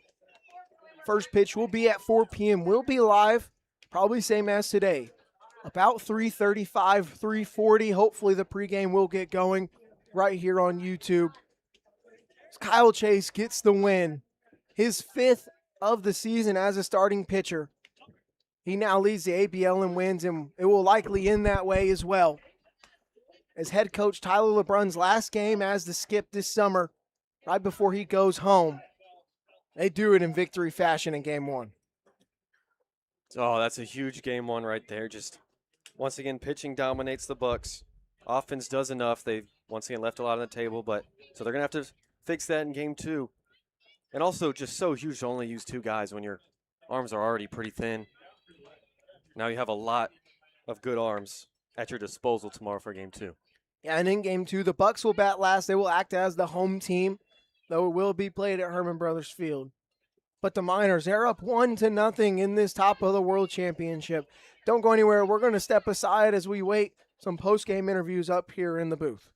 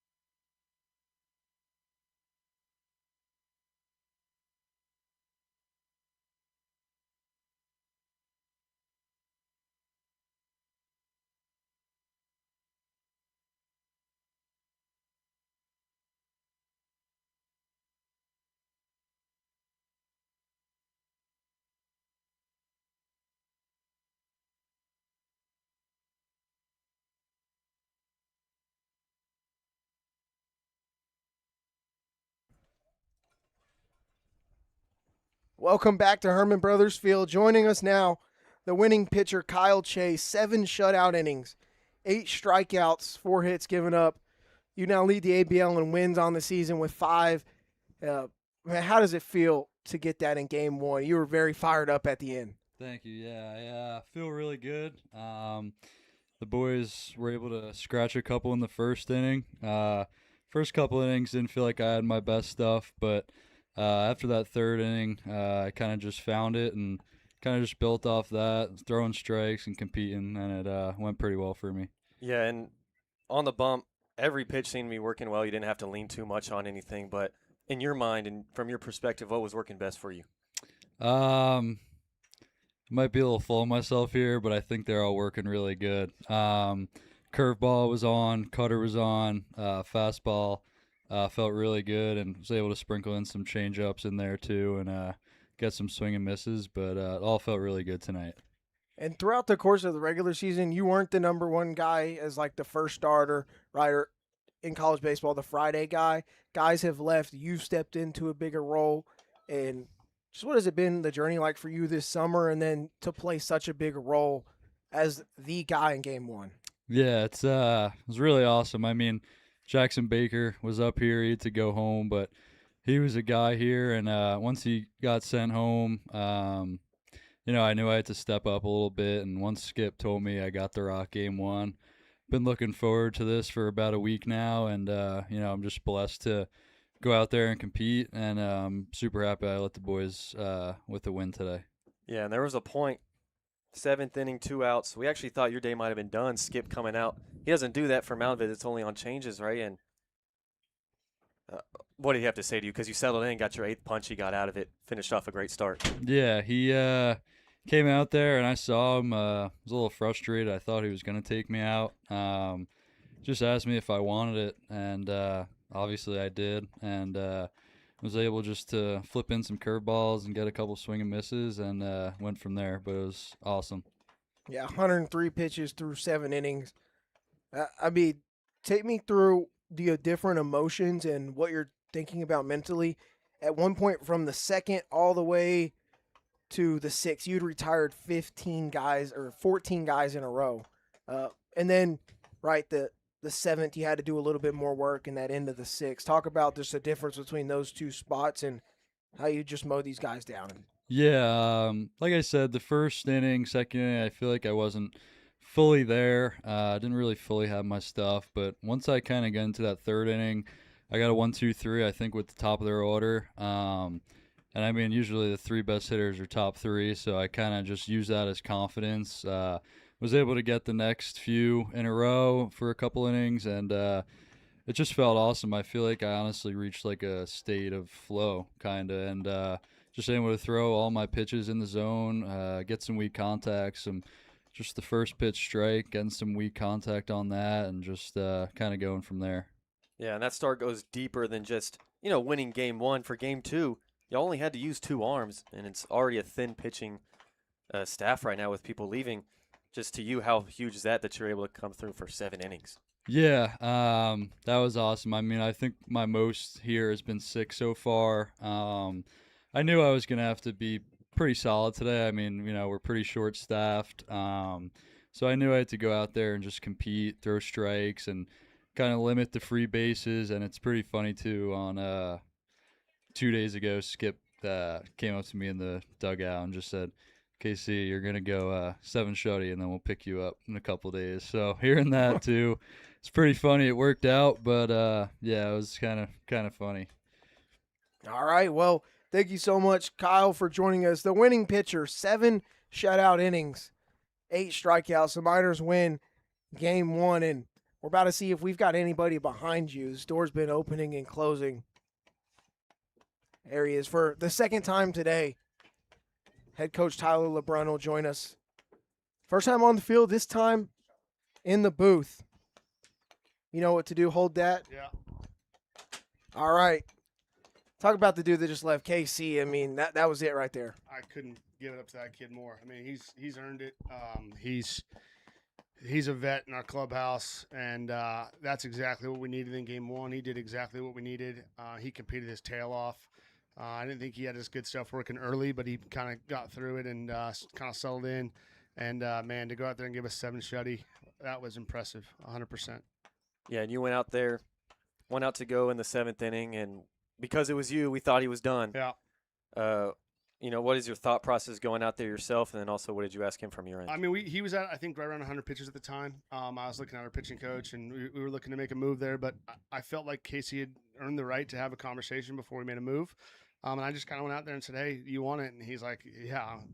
He looked a little frustrated with me coming out there in the first place. And so that was kind of my first indicator that he kind of wanted the rock. And for him to go out and punch the dude out right there, it kind of gives you an extra jolt too, energy-wise, for the team. The boys got a little fired up from that. I know the whole defense wanted him to stay in and finish it. So kudos to him, man. He was lights out. And then talk about what your offense was able to do. I mean, we know the arm for the Bucs, Taylor Tracy. I mean, he's been very good all year, but early and pretty often these guys jumped on him. Yeah, our goal was to ambush. He's a great pitcher. And Hermon Brothers Field with a left-handed pitcher, there's a little pocket of cloud and like a little window where it makes it tougher to pick up the ball. So we knew we were going to have a tough time. But we've seen him, I think, 3 or 4 times now. And our guys were kind of tired of getting shoved against. And so they kind of, put it in their heads that they were going to get to him. We put 3 up in the first, which was about as good of a punch as you can throw early. And, we made them throw a lot of pitches and get to their bullpen as quick as we could. So, yeah, and then just speaking on maybe the only negative of the day, 14 guys left on, won every single inning. Just I mean, how do you move forward game 2? Yeah, I mean, the message is, hey, we could have blown that thing open 3 or 4 times, and it would have been nice too. But sometimes the ball doesn't fall. Sometimes you just don't get a call, whatever it may be. And for us to continue to battle and execute and win a ball game, when you leave 13 guys on, that's a win.